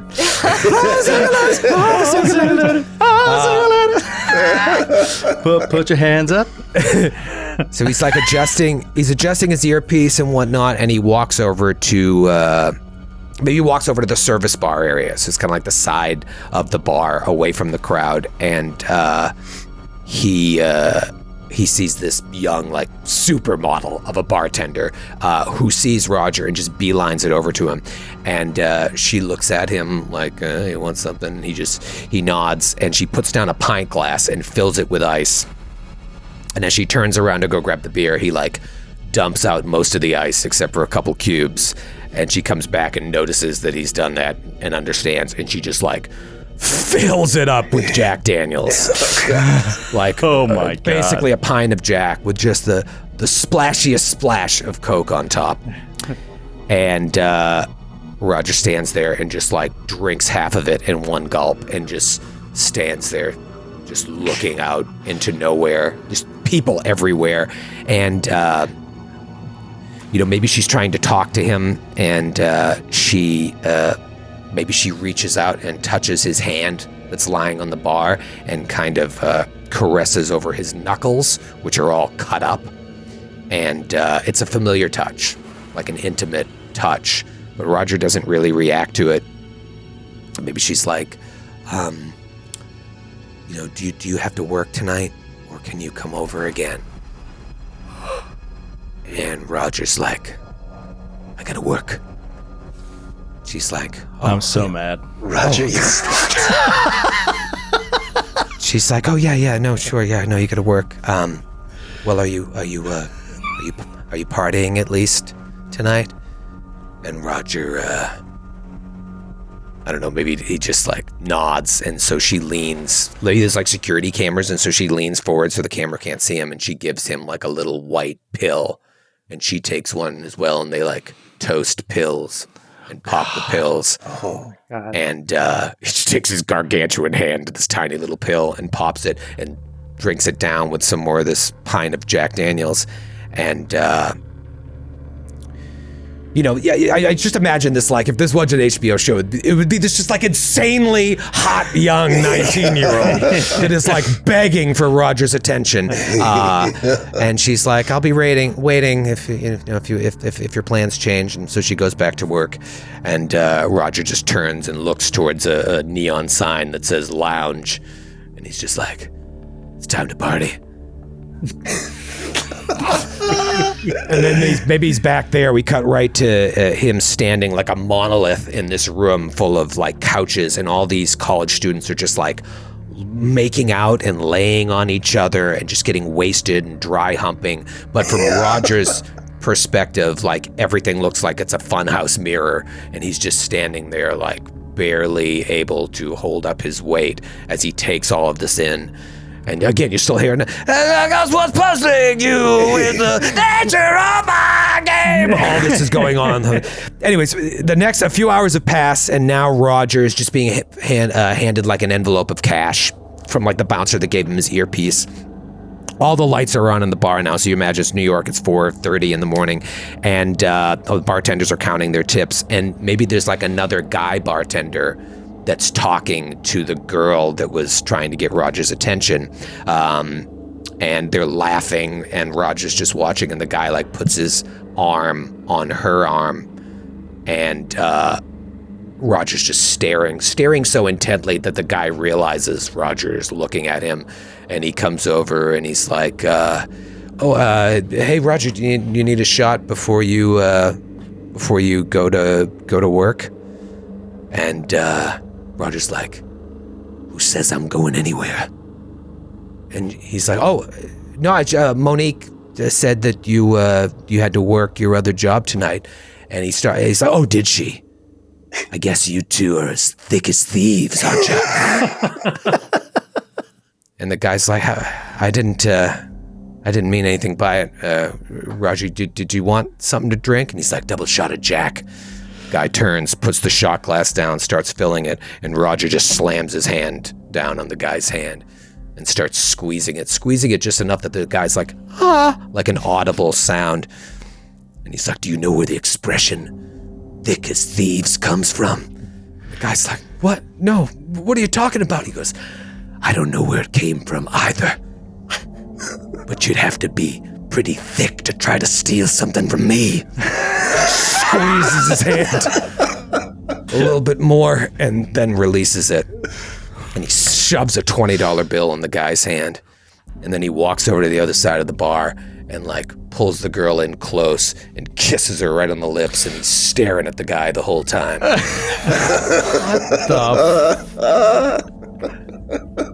And from there, he just walks out of the bar. I shouted out, "Who killed the Kennedys?" And after all, it was you and me. I wish we had this music. Anyways, now we see Roger, and he's just driving through Harlem. It's like probably a half an hour later, not even 10 minutes late. He's driving towards the Triborough Bridge. He still has his sunglasses on. Clearly shouldn't be behind the wheel. And maybe we got a crane shot of his car just swerving down Martin Luther King Boulevard. And the next thing we see is a sign for an exit that says Rikers Island. Next exit. And so Roger flips on his blinker and takes the exit to Rikers Island, where he drives over a long bridge with a prison in the distance. And he pulls up to a gatehouse, pulls out his ID badge that says Comstone, Roger, Corrections Officer, Rikers Island. Oh my God. Oh no. Oh no.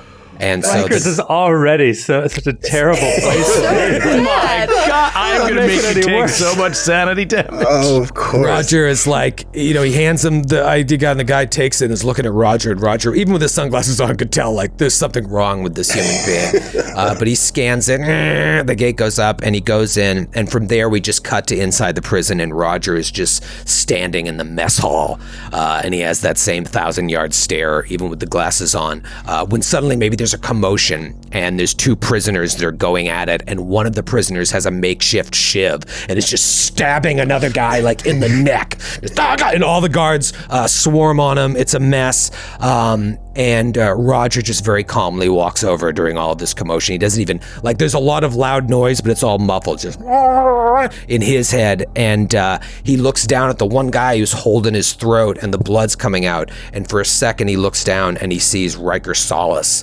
lying there holding his throat and blood squirting out, and Roger just stares at the guy as the life goes out of his eyes.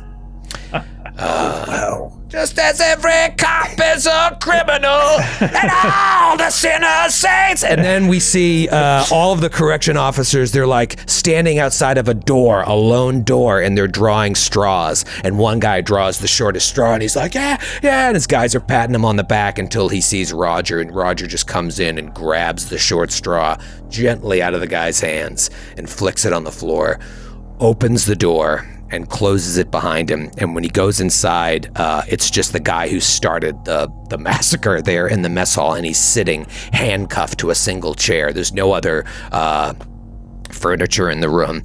And the guy sees Roger, and he's like, "Oh, I know what happens here. You think you're tough? You think this is what makes you tough? You wouldn't last a second out in the real world." And he doesn't even get out the word world before Roger grabs the guy by the neck, lifts him up, and just wallops him with his right hand.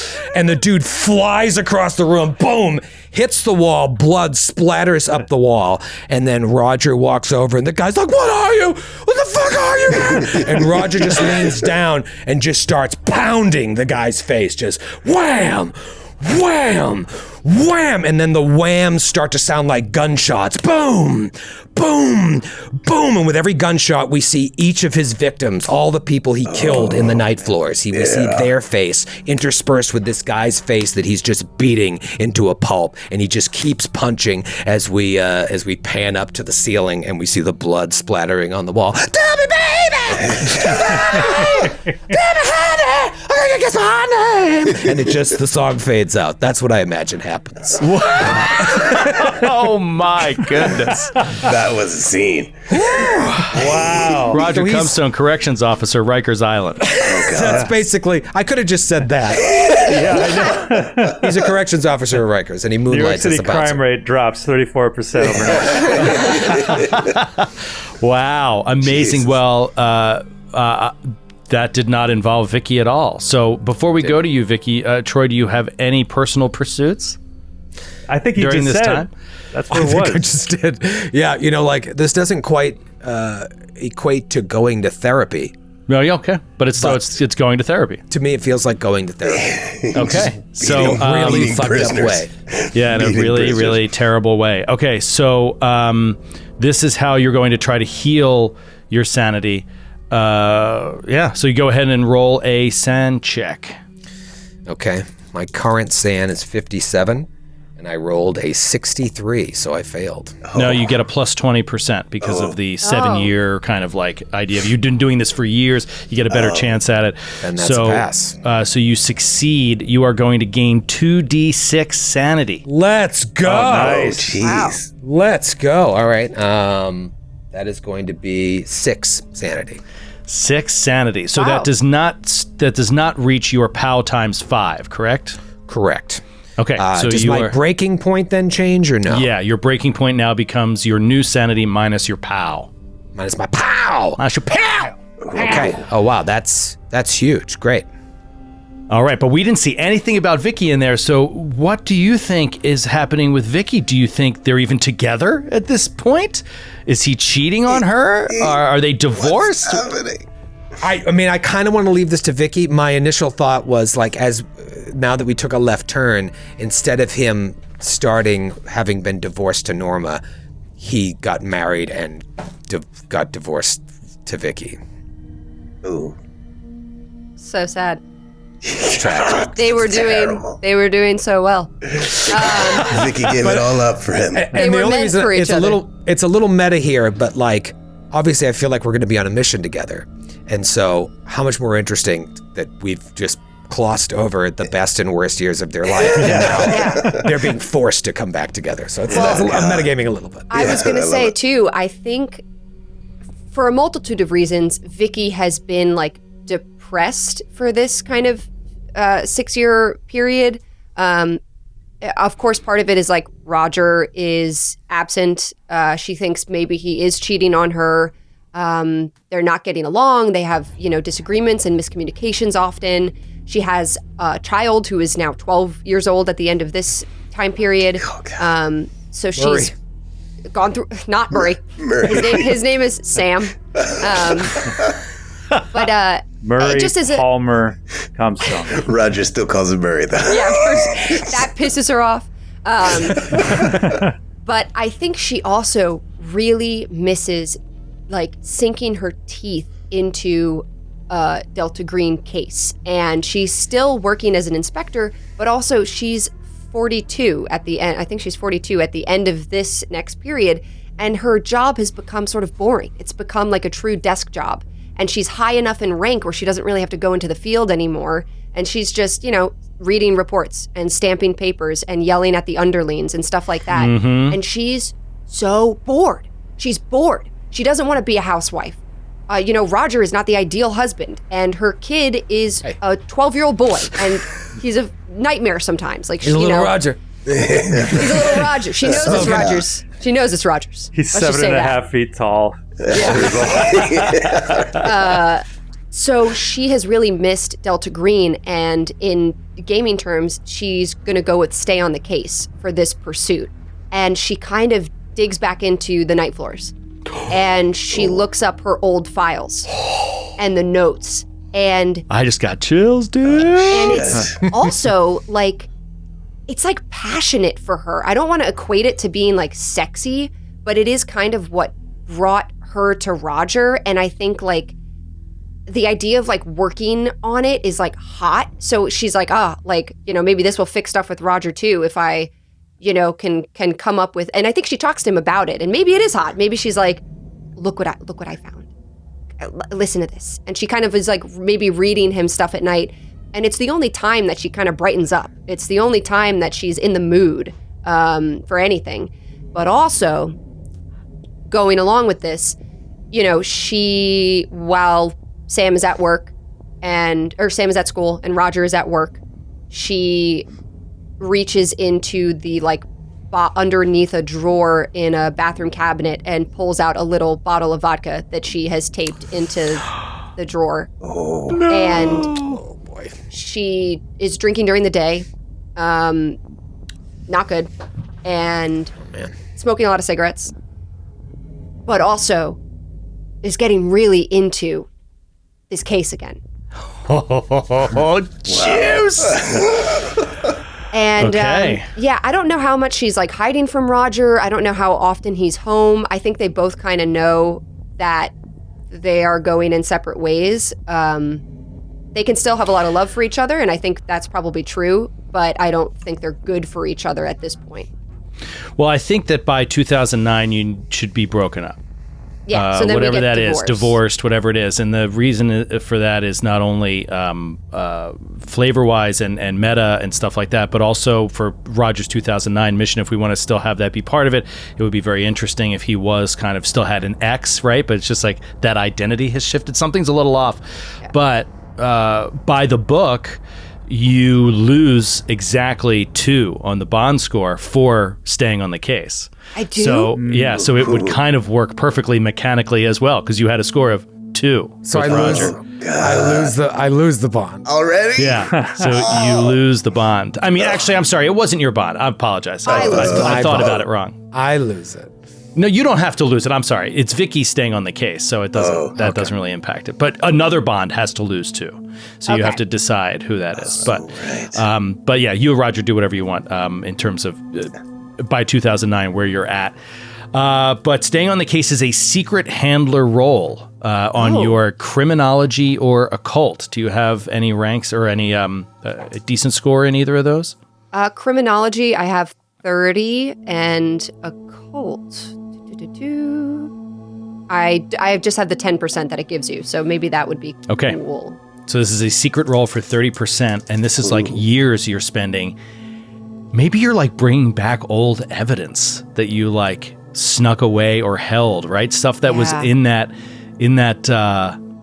roll 20 on that board. Yes. Well, why don't we take a peek at it? This is so fun. Like getting back on the case. Let's go to roll 20 and take a peek at the board. You know what? Actually, I should make sure it's even there. I love that Vicky's like, she can only get aroused when she's on a Delta Green mission. Horrible. Like, absolutely. She's so fucked up. Not to king shame. I love it. All right, here we go. So taking you back to this evidence board. I mean, there's so much on there now. It's like a lot to like look at at once. Maybe you don't have all of these pieces of evidence over the years. I mean, in fact, technically you definitely do not, but like your memory could still, right? Maybe you have crude notes on what some of these things are. Are you guys seeing it? Do I have it on the right screen? Yeah. It just made me think that, like, you know, it's very easy to say that this was all Roger's fault, but maybe the Roger is the way he is because she drifted away from him. As she got unsatisfied with her home life and her work life and started digging back into the Abigail Wright case. We're such broken individuals. It's not really anyone's fault. It's just like the events of the Night Floors have pushed us all in so many weird directions that like we're incapable of having a normal relationship, and everyone is kind of doing their own thing to cope. She's getting back into drinking, and he's obviously getting back into his old ways. Yeah, so there you go. A peek at season 4's evidence board. Very interesting. Lots still going on here. All right, so I'm going to do that secret roll for you right now. You said, pardon me, you had a 30%. You get a plus 20% to this, so that is a 50% in criminology. I did not expect this, so you're kind of putting me on the spot here, which is interesting.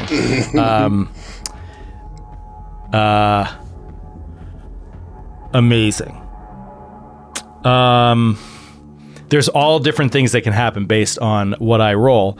And let's first do the sanity check. Okay. So your sanity check is going to be 2d6. I'm sorry. It's not a check.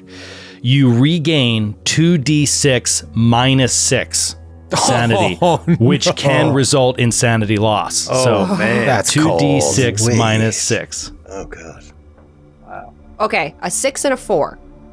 Oh, so you regained 4 sanity, which is amazing. Wow. Nice. As you begin to come to terms with what happened, you are distinguishing it in your mind as not impacting all of reality, but being an isolated, investigatable event that you can separate from your life and your dreams, right?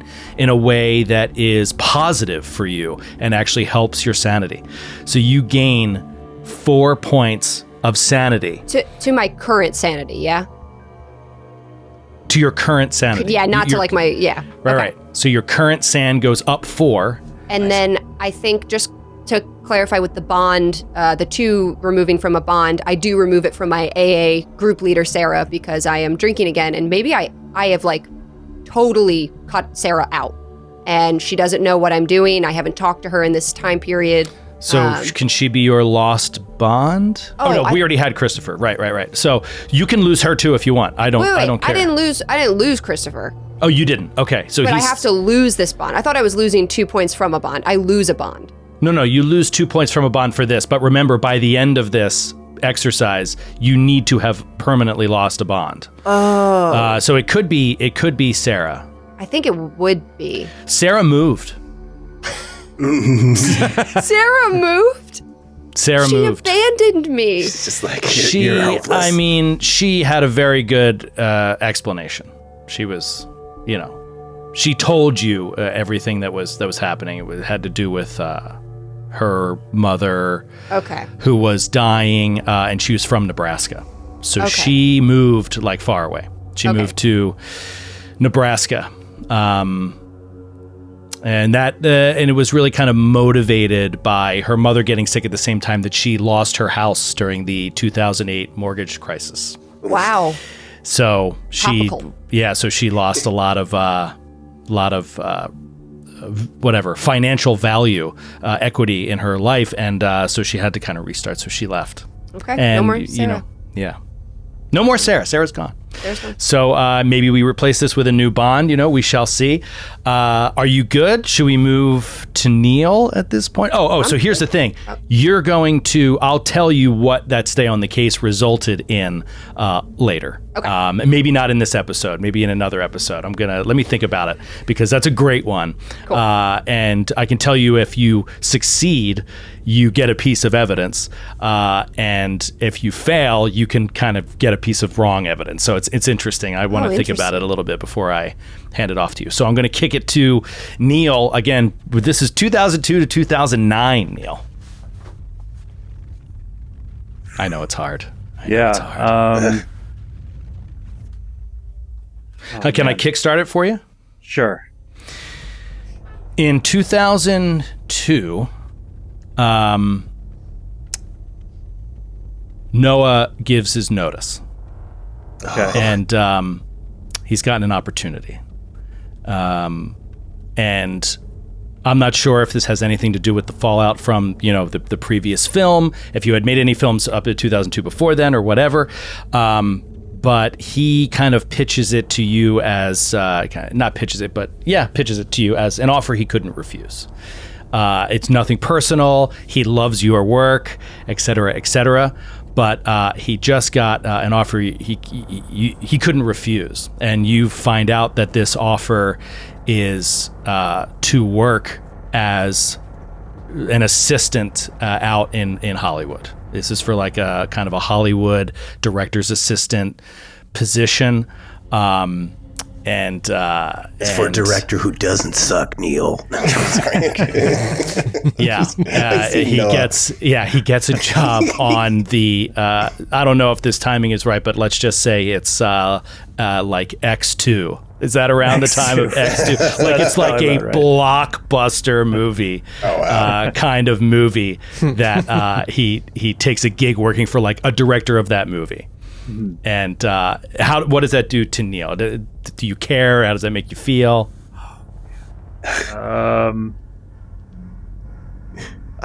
I felt for Noah the whole time. Noah just caught shit from Neil all day. I'm so bad for him. Yeah.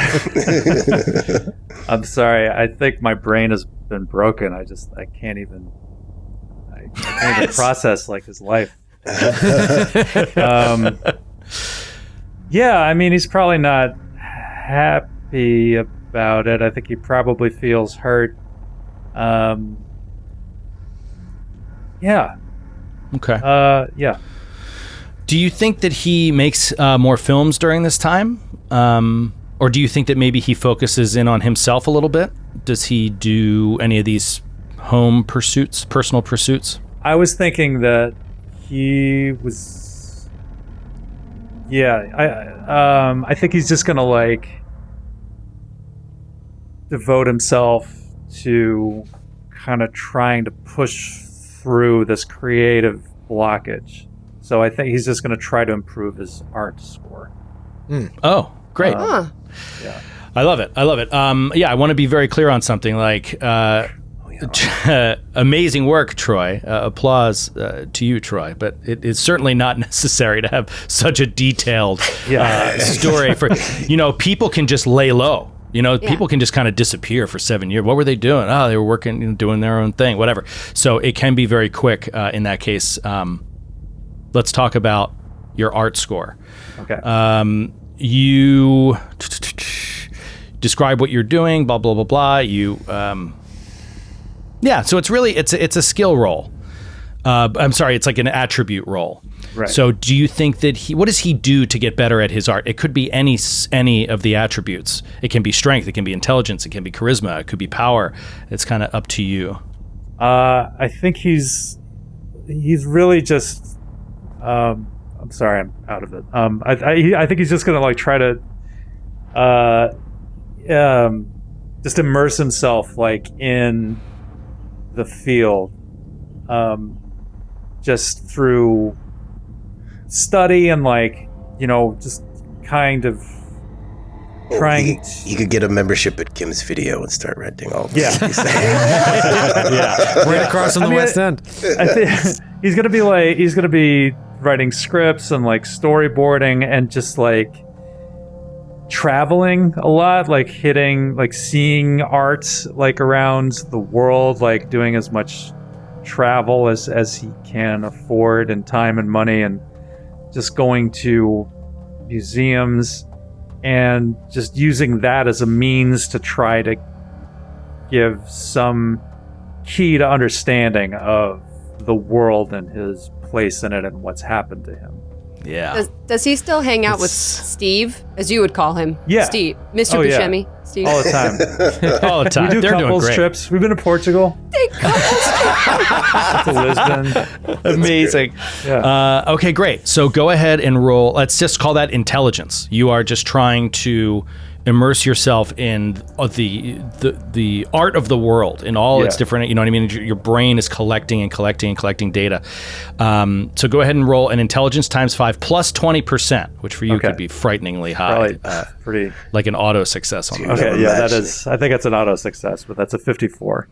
Okay, so you get 2d10 to your art score. You add 2d10 to your art score, in which case you could actually hit the ceiling of this. Ooh, so artistic. 13. 13. That is so. So are you at 93 for your art score? That is amazing. But do you know how old you are now? Do you remember how old you were in 1995? Was there a ballpark?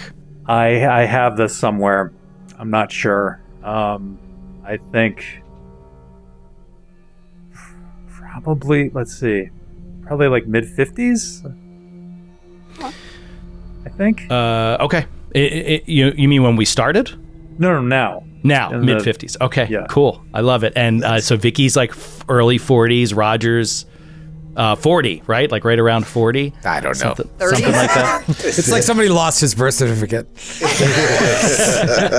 ageless. 30s, I And then, think. yeah, you he's gotta younger. watch- He's younger than. You got to watch Bobby's age too. I mean, Yeah. he is Bobby's he at 45 right now. He's at 45, 2000. Does he remain single, Bobby? Does he ever Well, have a kid? Does he ever after get the married? after the hole that was left in his life when Janice left, I think he's full on Delta Green. Like that's all. He's immersing himself in his work, doing his drugs. I don't think, if anything, he's like, I don't know, whatever those. I'm thinking he's out there whoring and like, getting his rocks off wherever he can. But like, he's not in a relationship. No, I think he's just got his like his pursuit and his like his dogged like dedication to try and like just get something out of the Colonel. Colonel's still alive. Colonel's still alive.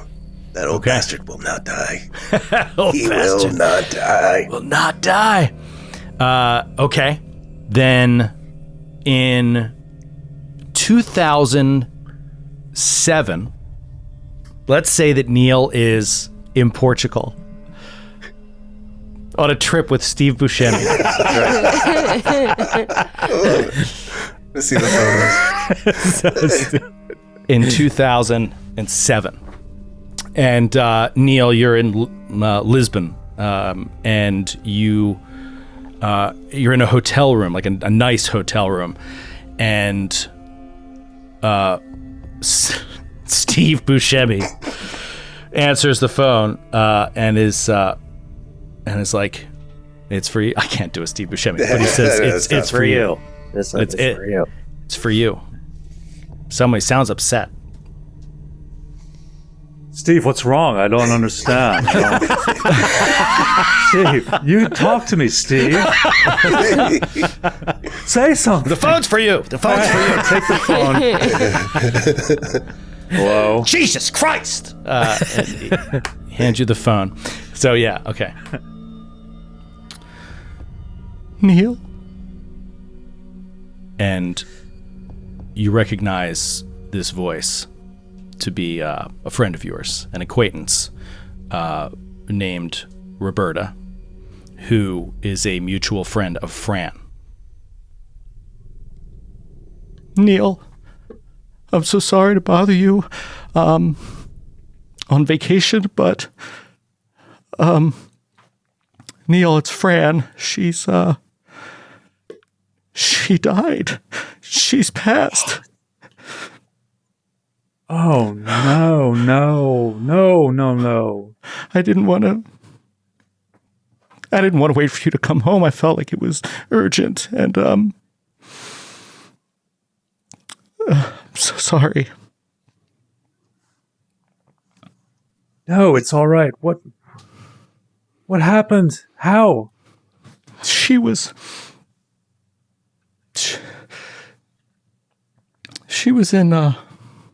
in Illinois. I don't know if she was working or what, but they found her in her car. She overdosed. Heroin, I think. And this comes as, a complete shock to you. There is no, you've known Fran all of these years, and there's been no like indication of. Well, this is what I was going drug to use. ask, because the last I saw her, she was going up to do this pursue some story in Broad Alvin. Mm-hmm. So I didn't even know if I saw her again after that. So yeah, you saw her on and off. She was working her way up, in the magazine, and there was that changed her, though. That time changed her. There was something a little off about her. Maybe you guys grew apart a little bit, but only because she became fiercely dedicated to her art, and she became very, very energetic and invested in a way that she wasn't before. You guys kind of had a healthy, shared, not sarcasm. What's the word I'm looking for? A shared Skepticism. Of the world of New York. You were what's the word I'm looking for? When you live in New York for a long time, you get jaded. You had a shared kind of jaded. There's still a word that I'm missing there, but I'll figure it out. Yeah. And Point of view. Yeah, what do you call when you're jaded? You're usually kind of negative. You're sarcastic about anything that good happening. Pessimistic? Sardonic? Yeah, it's like sardonic, but don't figure it out. But anyway, New Yorker. she sort of she kind of stopped being that way, and she was still a friend of yours, but she was just always so really busy. She was really peppy last time. Yeah, we saw her. Yeah, exactly. Unnaturally so. Yeah, so she went off on her own. She eventually left Vanity Fair. She started becoming a blogger. She became this kind of well-known fashion blogger, and it consumed all of her time and energy. And she was just kind of you didn't talk to her as much. You didn't have a serious break. Your bond score didn't go down. You just didn't have those coffees like you would have all the time. And We'll fast forward this a little bit, but basically you find out that she passed away and that she was found in her car in an Arby's parking lot in Peoria, Illinois, with a needle in her arm, overdosed on heroin, and you have absolutely no knowledge of her having a drug problem at all. That's how I want to go. Weird. There's no greater high than being at Arby's. I don't know why. One would think. They do have And that's needs. another funny thing too, though, is like the Fran you knew would never be in an Arby's. She was a vegetarian. She would Exactly. be caught dead in an Arby's. Yeah, She would. that's another thing. Exactly. Just in the parking lot. Yeah, she would have been horrified if she knew that was how she was going to go. Something ain't right. So I would probably want to cut my trip short. So I want to just like lay this out. So my bonds, I had 3 bonds. One was my mother, who I've cut off ties with. She may be dead. Noah, who hates me and quit and is living in LA. Oh shit. My Fran was my other friend, who is now dead. My only remaining bond is Steve Buscemi. Steve. Steve, don't leave him. It's amazing. Oh, poor Neil. Oh my god. I gotta hold on to Steve Buscemi. You hold For Steve. dear You hold life. him with all your might. Steve, for dear life.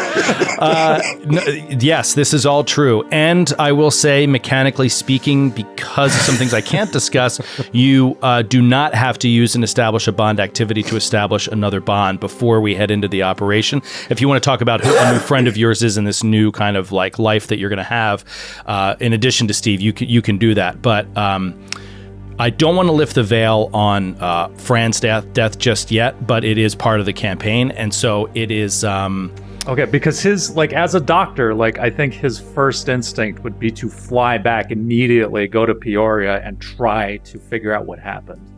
Okay, awesome. You go back and try to find out what happened. So do you have a relevant skill that you think would apply here? If it's talking to police, if it's talking to, I don't know, who else would be investigating this? The autopsy report, right? Like things like that. Yeah, Getting I a mean, hold of those things, reading those things. Do you have anything that would be relevant? Yeah, I mean, he has forensic. He has 50% in forensics. He's a surgeon. As far as like getting a hold of that stuff, he doesn't have bureaucracy. Well, no, he does have bureaucracy. So yeah, I would use bureaucracy to try to get from just working in hospitals. So Okay. he would try to get a hold of that, and honestly, like he would love to get. He would wish to get a look at the body himself if it were possible, which it may not be. Okay, great. So you fly right back, and what is Sorry, your Steve? I'll make it up to you. what is your bureaucracy score?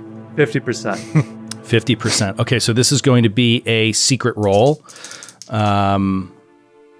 And you are able to successfully get, I'm just going to tell you flat out, like this takes time, but you're able to get these records. You're able to even speak to the doctor that did the autopsy, oh my God, my brain never works. The medical coroner, examiner. right? The Coroner does that. You get to you speak with the coroner, like we see these like in a flash of scenes, and ultimately, what ends up happening is you see that the police have the Illinois police have essentially ignored small pieces of evidence that suggest things that you know to be true. Things like there is no indication, like it is definitive that she died from an overdose of heroin. There is no indication that she had a drug problem at all. There are none of the signs that are typically associated with someone who dies of a heroin drug overdose. There were no other needle marks. There was no other deterioration of the body that would occur from such a lifestyle. So something seems off to you. Nobody cares that she was found in an Arby's parking lot. You know that there's no reason for her to even be in Illinois, let alone an Arby's parking lot. This triggers in Neil an obsession to dig deeper. And the only thing that I can say you do is you dig into her personal records. You get, because you're close to the family and everything, you are able to get access to some of the things that she was working on. And you see that this stuff that she was doing in Broadalbin, this story that she did about Henry Lundeen and the murder, the hanging of Henry Lundeen's son in the McAllister building, like all of this stuff is like bringing up kind of like shit from the night floors. And you can see that no matter what else she wrote about in fashion, she was still always kind of like looking into this stuff.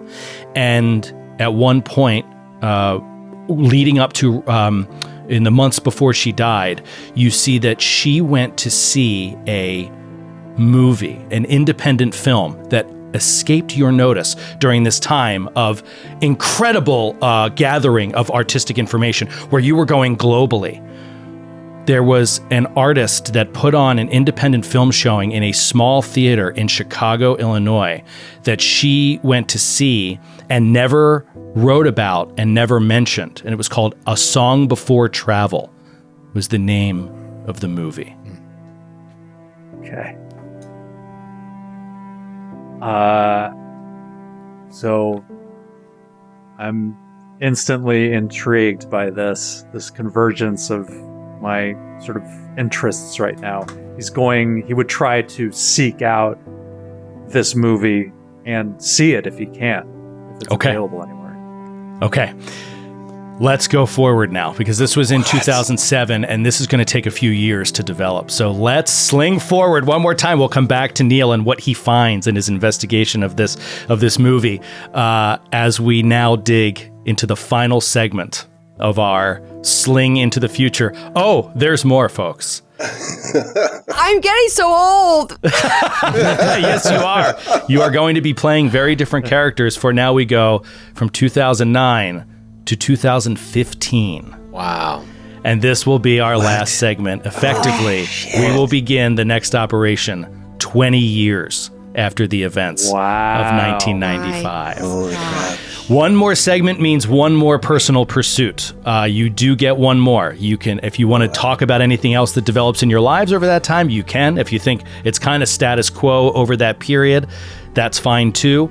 There's nothing that you have to do during that time period, but just know that we're now going another 6 years to 2015. That's the age that you will be when we start in earnest part 2 of Impossible Landscapes. So I'll come back to Bobby because it's been a minute since we've talked to old Bobby. Yeah. What do you got, Bobby? Anything? So, okay, 2014, right? I gotta say, I mean, without Janice, and without, with only his like just drive to rise through the ranks, he's going to be studying the unnatural. I think he's got to. He's got to study the unnatural. Because that's the only other. Because I mean, even though he's done, the occasional Delta Green mission here and there, there's still so many questions that are unanswered that he's starting from back in that first Night Floors mission. He has to find out, so he's got to study. He's got to study the unnatural. What does that look like? He's reading the texts. He's getting into all the occult texts he can find. He's using his access at CIA to really dig into all the unnatural events and unexplained events and try and get more details. Great. You also have to take on a mental disorder as a result of your experience with losing Janice and all that stuff. So did you choose one? Oh, shit. I sent you a list. Oh, yeah, all right. Never mind. Was there a list? Was that... Yeah, it's in chat. It's in our chat. So if you want to, you don't have to look at it now. Wait till we move on to Vicky, then you can look at it. For now, let's do study the unnatural. Okay. Okay. Ooh, boy, this is tricky. I'm gonna roll. What am I rolling against in this one? You're not rolling against. You need to choose a bond that loses 2d4 points as you spend all this time on the unnatural. Shit. Yeah. Yeah, it's gonna have to be with the Colonel. Yeah, it's going to have to be with the Colonel. Okay, so go ahead and roll 2d4 damage to that bond. All right, I have a 3 and a 1. Okay, 4 points of damage with your dad. Fuck him. Damn it. Fuck him. All right, so I'm down to a 6 with the Colonel, which, I mean, surprisingly, it's actually not that bad. Okay. This is going to be wild. I hope you're ready for this. Oh, God. You're going to increase your unnatural skill by 2d8. And for every point you increase it, you will decrease your maximum potential sanity, I believe. Oh my gosh. Wow. Wait, run that by me again. Sorry, I was like, I'm rolling 2d8. Roll 2d4. 2d4. Oh, 2d4. Okay. Rolling 2d4. And that's what's going to add to my unnatural. Yes. Okay, I get 6. Whoa. 2 and a 4. All right, so you will have the highest unnatural skill I've ever seen in a character in one of my games. So it's basically like the big difference in my mind between the unnatural and the occult is the occult is like the study of people and religions that believe in unnatural things that have not really been proven, you haven't seen or heard, right? And you study them, those people, their beliefs, their practices, their ceremonies, their relationships, whatever. That is the occult. Hidden tomes, that kind of shit, that they exist, what that means to people. The unnatural is having actual knowledge that breaks your own reality, that really throws into question every single thing in your life in a way that makes you almost incapable of continuing your life like a normal person. So it does fracture your sanity. It is very dangerous. Oh, great. So, but there will be that rare case where an unnatural roll could be very important. So go ahead and increase your unnatural by 6. Ooh. And then I'll come back to you with what we're going to decrease. I have to look up the rule because I don't have it prepared in front of me, but it's either your current sanity or your max sanity. It's one or the other, but they correlate exactly. The more you know of the unnatural, the less sane you must become. That's basically how it works. Just gonna lose my shit. All right. Awesome. Yeah. It's very interesting though. What about in this time with Delta Green? Does he continue to like rise up the ranks of Delta Green? Does he go on any more jobs? Does he get read in a little bit more as a spy on Delta Green? Yes, he's definitely going on more missions and getting more involved in like the planning of missions. Like he gets more, I mean, he pushes to get more info, pushes to get more like details and like really dig into each mission so that he can try and get that knowledge, get that unnatural knowledge. Okay, great. Then I'd like to throw something out there. I think this will be really fun for our world. Bobby was aware of the Last Equation operation, the operation of season 1. Because it happened in 2009. Yeah, I love it. And you knew that Messiah was called in to do the job. In fact, you recommended Messiah for the job, but he was doing it through the program. So you were kind of like crossing over assets from the Outlaws to the program, the government-sanctioned one. Right. But Roger never knew who he was really working for. So he was codenamed Messiah behind the screens, but at this point he doesn't even mention that he's Messiah because this is program. They don't use code names like that.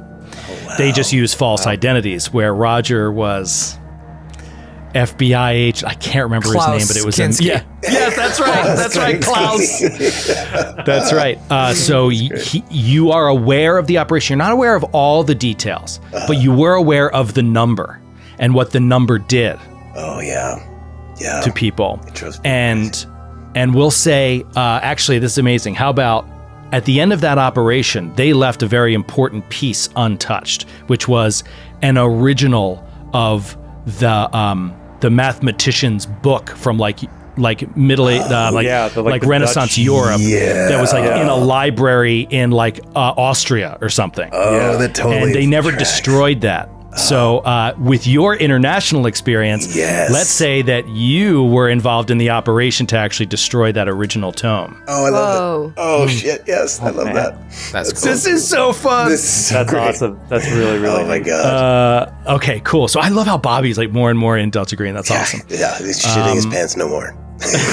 Yeah, exactly. He's getting like old hand at this. Only for fun now. Only for Okay, so you did study the unnatural. We'll come back to you for what mental disorder you're struggling with. Oh, God, And yeah. Okay, let's I'm go gonna look let's go back to Neil. We'll end on Vicky and Roger. Neil, you keep digging into this Song Before Travel movie, and what you find out is that the film aired one time in this Chicago theater, and it was never heard from again. You start digging with your art contacts. Go ahead and give me an art roll to find out like where this artist is that made the film, because their name is like doesn't exist wherever you can like look. 4. A crushing success. 4 under 93. You find out through friends of friends that the film was made by a young artist whose name I will get you, who died shortly after the making of the film. And as you continue to dig into this, you find a very disturbing pattern. Within the 2 to 3 months following the airing of this movie, all the way back in 2007, you are finding more than 100 people that were in that theater that died in the next 3 months in all different ways. And then you find that it's more than 200 people. And this takes you like a couple years of like following these names and tracking down, and you see that, you know, somebody was like tragically shot in a hunting accident. You see somebody died in a car wreck. You see somebody was you know, like swallowed their own tongue during having a seizure. You see that somebody was, you know, fell off of a fucking building. Like It's just like the equation. This is just like with the equation. It's also like Yes. the movie The Ring. Yeah, exactly. Yeah. Totally. During this time, for the first time since you were kind of ignoring all summons back in the late 90s and early 2000s, you're contacted by Delta Green. And it is not a like a hidden sort of like cipher kind of thing. It is someone that comes to you in your office, wherever you're working, and tells you to stop looking into this. And they say it is purely for your own safety. Stop digging into this movie. And they sort of intimate that it could have as dangerous an implication in your life as digging in more into where Abigail Wright went, you know, in 1995. But you believe that Fran became a victim of this film in a way. The question I want to ask you as a player is, and you can say how Neil thinks, do you think people are dying because they saw the film and they're killing themselves and such, and these accidents are happening? Or do you think that Delta Green is killing everyone that saw the film? That's a really good question. I think it's like a 50-50. Like, if he hadn't seen what he had in the night floors, he would automatically probably assume the latter. Mm-hmm. But given that he has, like, I think it's like this really could be either one. Either possibility is equally likely. Awesome. Okay, but we don't know, and that's where you will be at the beginning of this next operation with your thoughts on Delta Green and who they are, and this and a song before travel, some piece of art that might resemble the King in Yellow in some way. You know, who knows? So you have that knowledge going in. Is that okay? Are you good with personal pursuits? Can we kind of end that there? Yeah, I think because basically the way that it's written is like the personal pursuit is staying on the case, and it's like researching a song before travel and then finding out all these clues and these details. Yeah, and knowing them before this next operation. Okay. Yep. Awesome. What about who wants to go first? Roger, Vicky, Adal. Roger's been driving a lot of the boat on this you relationship. Went first last time. I go first this time. All right, so now we're 2009 to 2015. Okay. You see Vicky from the back standing next to a man from the back. It's not Roger, clearly. You can tell from the silhouette. But it's reminiscent of the cake topper on the wedding cake. Oh, yeah. That they found in the freezer at Abigail's apartment. It's two like statuesque, people. And, the camera pans around and it's Vicky and Christopher. And they're standing and clapping. And it is kind of dreamlike. It's like a beautiful sunny day. And then it pulls out, though, and you realize they're at a graduation ceremony for Sam. Because he's graduating high school. Oh, Jesus Christ. Man, it's getting messy. He's 18. Oh, wow. And graduating. Vicky and Recruited Christopher heavily by Florida State and Alabama. Well, amazing. Christopher really wants him to go into law enforcement and into the FBI, and it would be a dream for him to follow in Vicky's footsteps as well. But they have been talking more lately. Her and Christopher are on okay terms. He is with someone new, and Vicky is going on dates with someone new.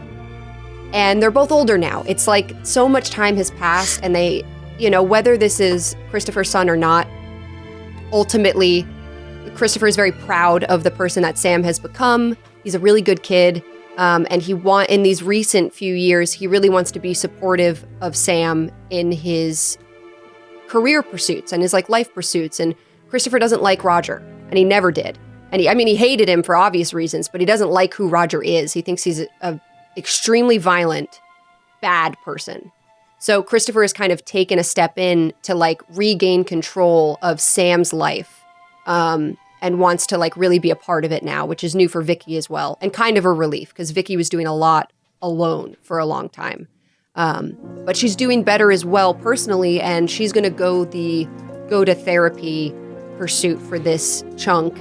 Okay. But in a maybe non-ethical way, she meets this guy and they become friends and sort of casually start seeing each other. And he's older too, and turns out he is a therapist. Amazing. And she Gonna infuriate Rogers.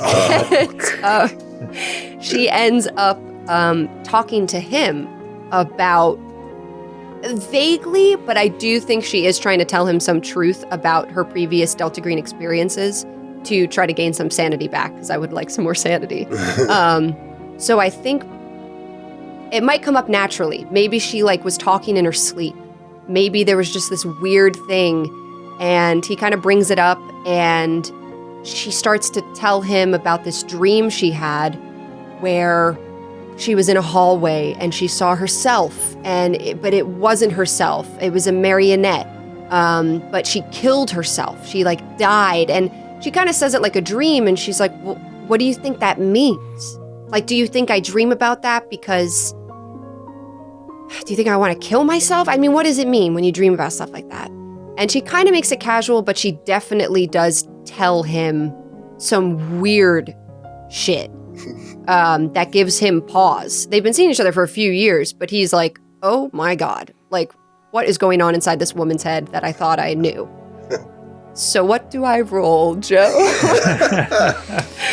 Sorry, I was just so lost in your amazingness. I forgot. If your agent describes unnatural events and the therapist thinks they're delusions, they roll at a -20 penalty, but I don't know what I'm rolling against, I guess.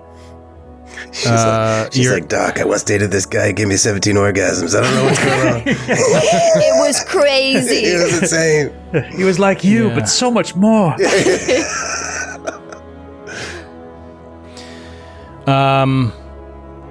Okay. So guess it's this up is a to person you. you're seeing.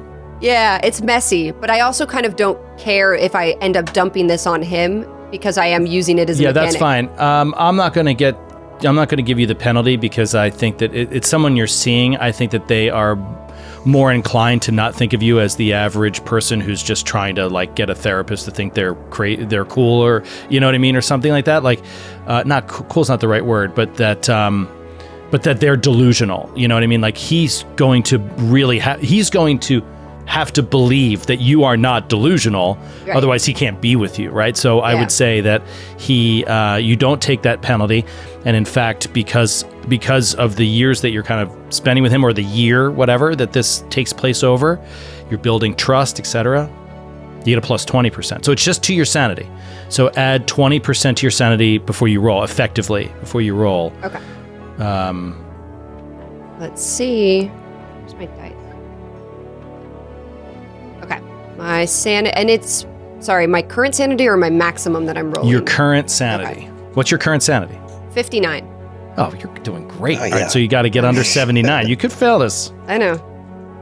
If you fail this, dump this dude. That's going to be a 49. Oh, there you go. 49. You heal 2d6 sanity. Let's go. Oh, Wow. Because you spent this time going to therapy. Okay, 6 points. 6 points of sanity recovered. I am awesome. back to 65. I am back to my maximum sanity. You're back where you started. Back where I Nice. started. Amazing. It took 20 years to recover. Seriously. Isn't that an amazing way to look at it? Like, Seriously. it took 20 years to recover from not only that mission, but being married to Roger for 2 years. I should have made you roll sanity loss as soon as you said yes. And Troy, you can poke holes in this wherever you want if Roger's in her life, but I think part of this was also, like, Roger hurt her in a lot of ways too. So maybe she, went to therapy and she's back on the wagon, is working on her alcoholism. Maybe she's been in touch with Roger, maybe she hasn't been, but she's doing really well, personally. That's it. Roger? Take it home, Troy. This has been an amazing journey.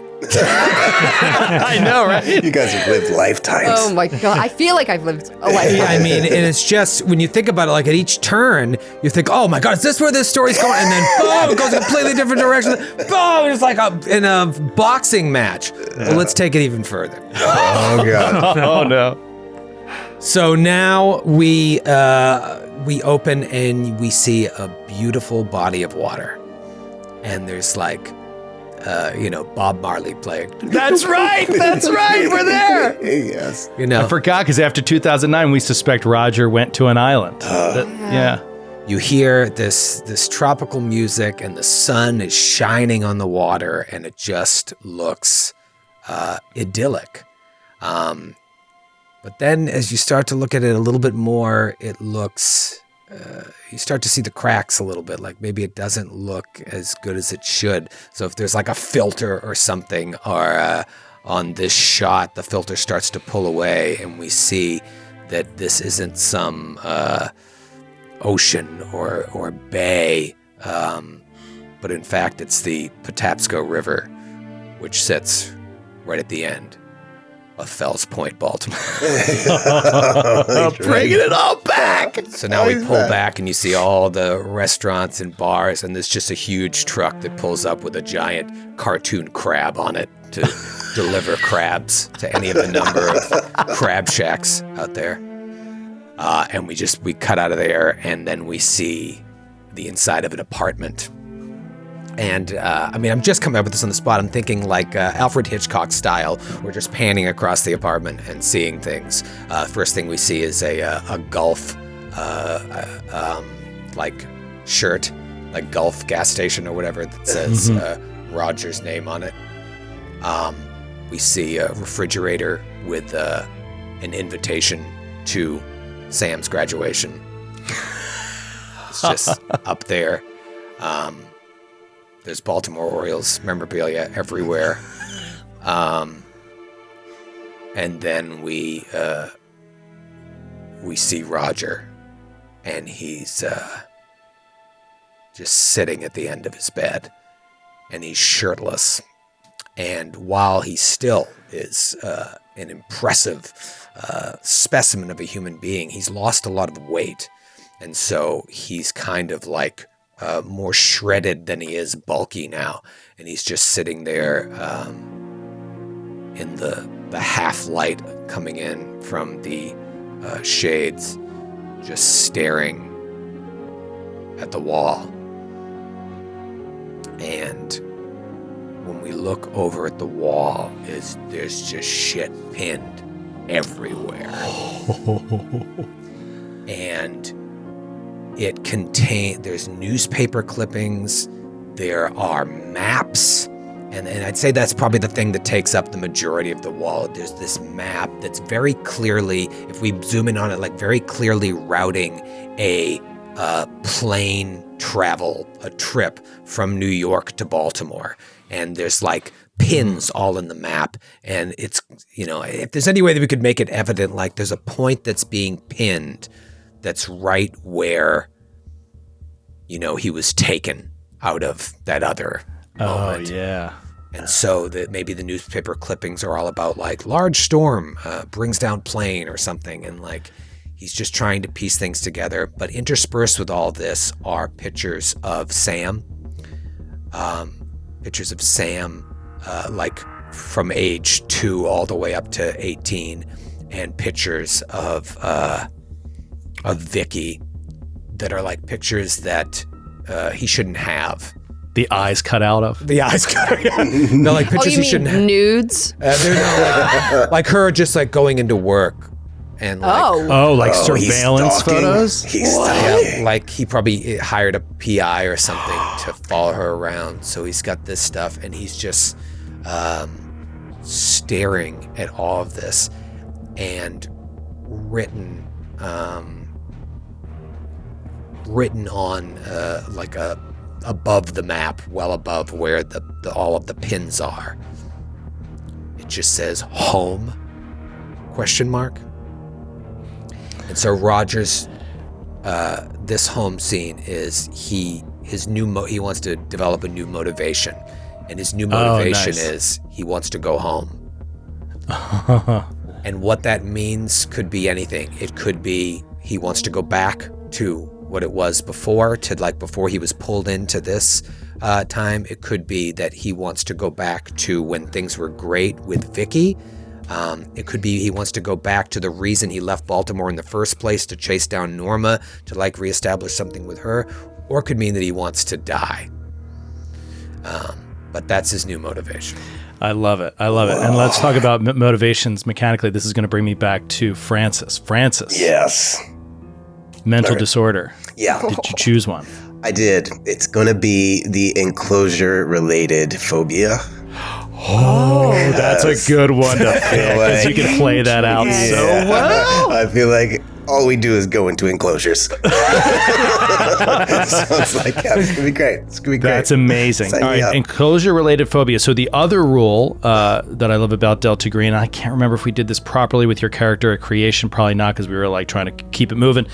You're supposed to have motivations. Do you have motivations written down on your sheet? I have, to prove his worth and manhood to himself and his dad. Great. Overcome his inferiority complex, basically. Okay. Is that just one, or did you have two motivations? And then I had, the other one was to gain power and respect at the CIA, which before Delta Green was his only, outlet. But maybe it's Delta Green to gain power and rise to the ranks of Delta Green. This is what is so darkly real about this game and why I love it so much. When you take on that mental disorder, you must cross off a motivation entirely. Oh. You have to remove it. As you slowly deteriorate, you also lose motivations for even doing anything. That's part of deteriorating. Yeah. So think about it, and you got to cross something off. Whoa. So whether it's getting further along in Delta Green now doesn't matter to you as much, or whether it's proving yourself to your dad doesn't matter to you as much. I think it's got to be the gaining respect. Delta Green doesn't matter. I gotta get rid of. He needs his dad's that's his whole thing. I mean, the whole reason he joined the CIA, the whole reason he joined like clandestine services and wanted to get at Delta Green was to prove his worth and to get his dad's respect. So maybe as we approach 2015, maybe Bobby has gone a little cold on Delta Green, even though he was kind of a player in the system more than any other character we've had so far. And, maybe he's starting to go a little cold on it. And I feel like that's why he's part of the Outlaws too. He's like, he doesn't want rules. He wants no rules. He just wants what he wants. Yeah. And that is why a new personal motivation for Roger is an awesome choice, because it gives you a buffer against losing, against another mental disorder. It doesn't put you at no motivations, right? So adding a motivation is a fight against insanity is really what it is, which is great. And Roger needs every weapon he can get, every tool in the toolbox to fight off sanity loss. So, so awesome job. This has obviously been extremely long, but I really am glad that we took our time with it. I want to highlight in the book, I love this book. It is absolutely an astounding work of art. A huge thank you to Arc Dream for publishing this thing. It's absolutely incredible. So I say that with all respect. Before I say this, and it's just kind of a joke. Basically, treat this 20-year gap as a special home vignette, which should take no more than a few minutes. Each agent chooses 3 home pursuits, and the handler summarizes the outcomes. 5 hours later. And then one more. This does not mean that that's all the agent did in the intervening years. Players should feel free to jump in and annotate the handler's description of the intervening years with anecdotes, as long as they are, and this is italicized, brief. I read that and thought it was the most amazing thing. I was like, not in our game. Not in our game. We've got a cum stone. There is no way. Make sure that your players do not score their vignettes with any Rolling Stones song. Do not sing an entire Rolling Stones song interspersed between scenes of the event. It's just so amazing. I'm so glad that we drug it out like this, and really, because I think if I said it was a 20-year gap, I think we would have had completely different stories. Yeah, so yes. I'm so glad that we did it this way, and you guys have come up with amazing shit. Let's end on this. Where's Vicky? Where does she live right now? Vicky lives in Inwood, I think, like in the Bronx. Of course she does. She moved out of Queens. She's now 49? Yes. Right around there. Late Yeah. 40s, early 50s. 48. She living by herself? She lives with her son? She lives by herself. Her son is now in college. So he's out of the house. But it's a 2-bedroom apartment. She lived with her son. And I think just to connect her and Roger at least a little bit,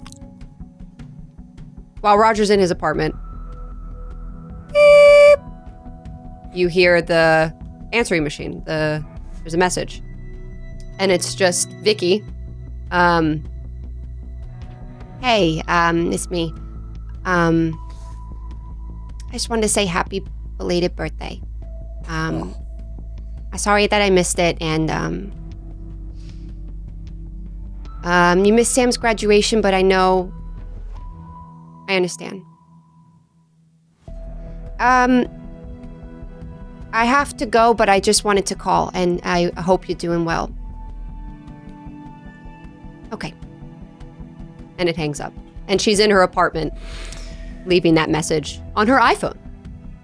It's 2015. She has an iPhone now. Yeah, and Roger is in the apartment. He just didn't pick up the phone, and so he was listening to that message live. This has an answering machine in 2015. Roger has a landline because Roger's Roger's weird. old school, man. I love it. That's what I wanted to make sure that this isn't an oversight. This is Roger is old school. Yeah. He's got a landline and an answering machine. Love it. And we pull back and see Roger's in the room, and he just didn't pick up the call. We don't see his face, but we just see that he's in there, as you say. Okay, I just wanted to call. Yeah. And then you hang up. And then we'll cut to Vicky. As soon as you hit that thing on the iPhone, your buzzer buzzes in the apartment. I buzz it in. No answer. Stupid buzzer. She's hitting it again. She's like, gotta call the super. And she puts on her slippers and goes down the 4 flights of stairs to the front door. You go down the 4 flights of stairs to the front door, and you see a 8.5 by 11 flat FedEx envelope is left on the thing right outside of your mailbox. It didn't fit in your mailbox, and it's just sitting outside of it. And you know that the FedEx person just buzzed your thing and then walked away. Just dropped a package there. That's why you should use the U.S. Postal Service. And she grabs it. And is it hefty? Is it? No, it's like a document, like a legal document. Yeah. So as she's walking back up the stairs, she assumes it's like work or like something. She opens it up and she starts pulling it out, walking back up. She's walking up the 4-flight walk up and tears off that little thing at the top and reaches in to find a piece of paper that is kind of stylized, a little bit older feeling, a little bit of an older vibe, almost like parchment-y kind of, and is not 8.5 by 11, does not take up the full thing. It's almost like a half size piece of paper, and when you pull it out, you see that it appears to be the size and shape of an envelope that might be like an invitation or something like that. And on the front of it is a faded but stylized green triangle. Oh. And it is the first one you've received in 20 years. You've been summoned. After all your research, it's actually happening for you. And we'll see you next time. Oh, baby! Let's get back in the truck. She's so excited. She's jumping up and down. She's so excited. Like that would not be that way if you didn't do your home scenes in a very specific way. That now you're like, yes! She finds out who else is on the mission. Yeah. Exactly. The dramatic irony is going to be amazing. Cuts to Roger holding the same fucking envelope. Yeah, he's just holding it, looking at the answering machine, looking down at it. Oh my God. This is great. All right. Well, good night, everybody. Thanks for staying up late with us. This was awesome. We start in earnest next time. Goodbye. Yes. Good night.